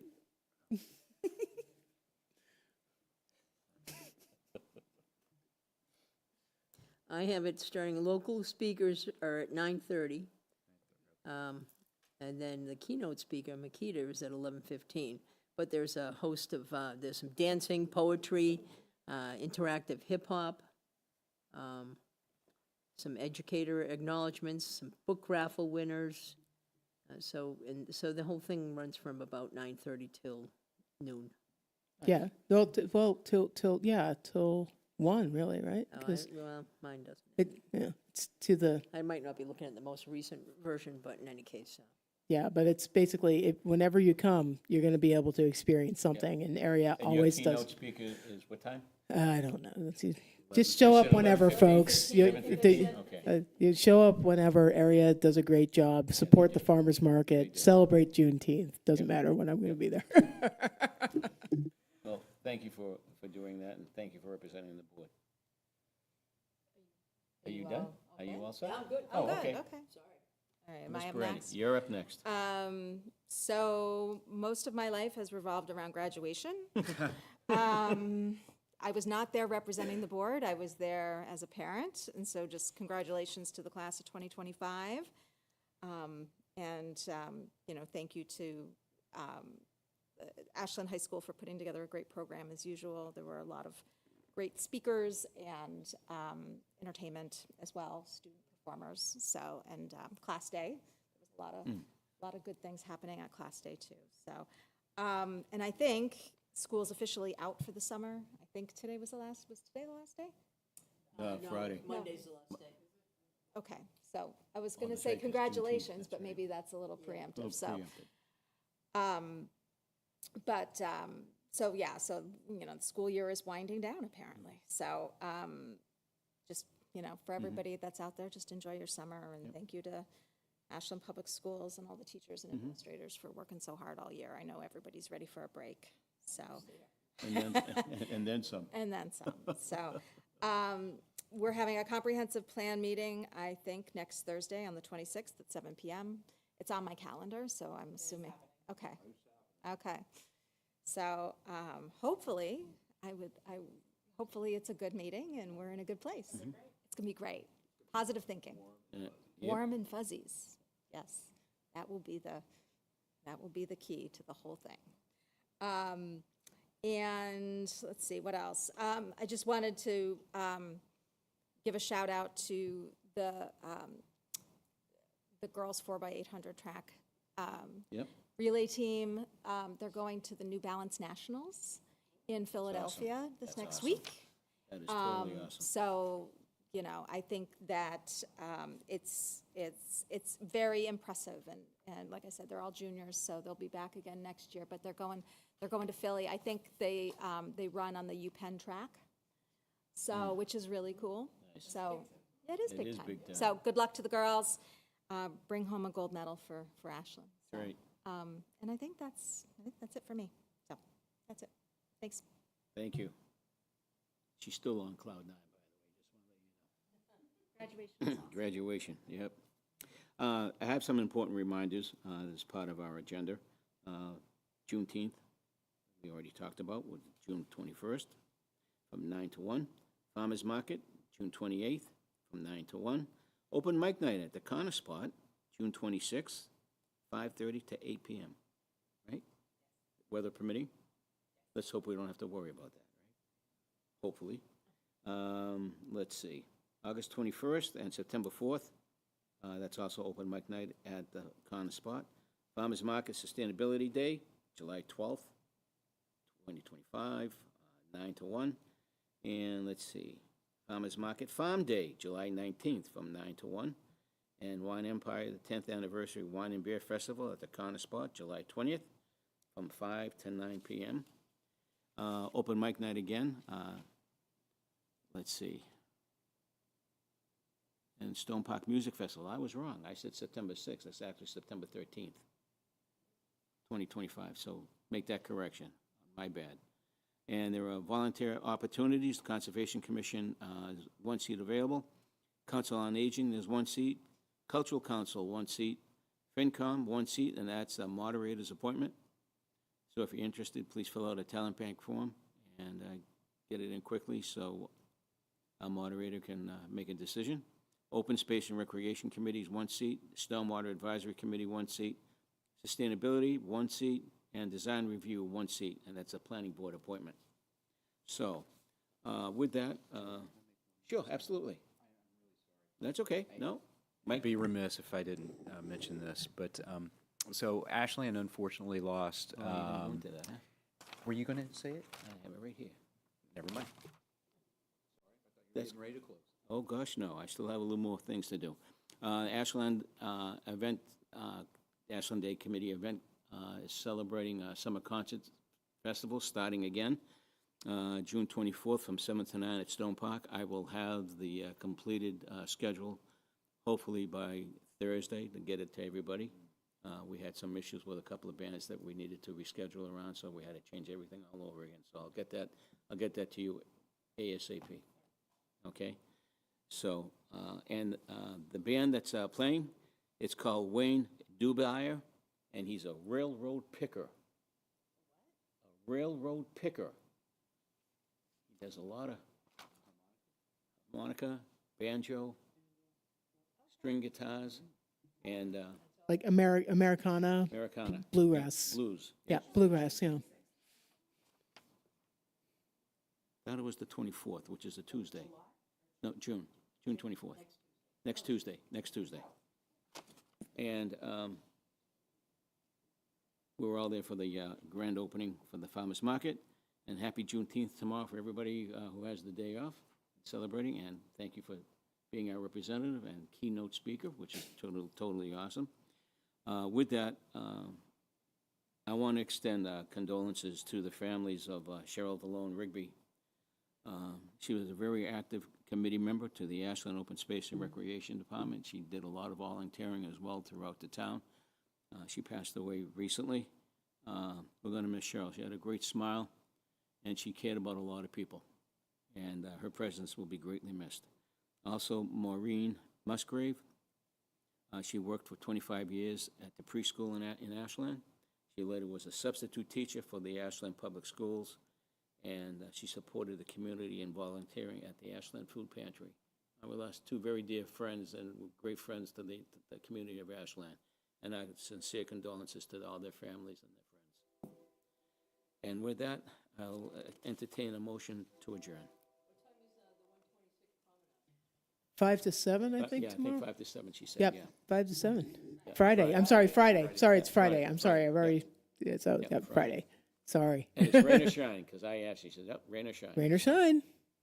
Bring your umbrella like I did at the farmer's market, but I wore shorts. Anyhow, I'll entertain a motion to adjourn. So moved. Second. All those in favor? Aye. Good just- night, God bless, And and just thanks to for let seeing people you. know, we're not meeting the first Oh, yeah. that's right. Wednesday in That's July. right. That's Is that right. would be the 16th will second? be our So only the meeting in July. 16th, yeah. Yep. So thank you again.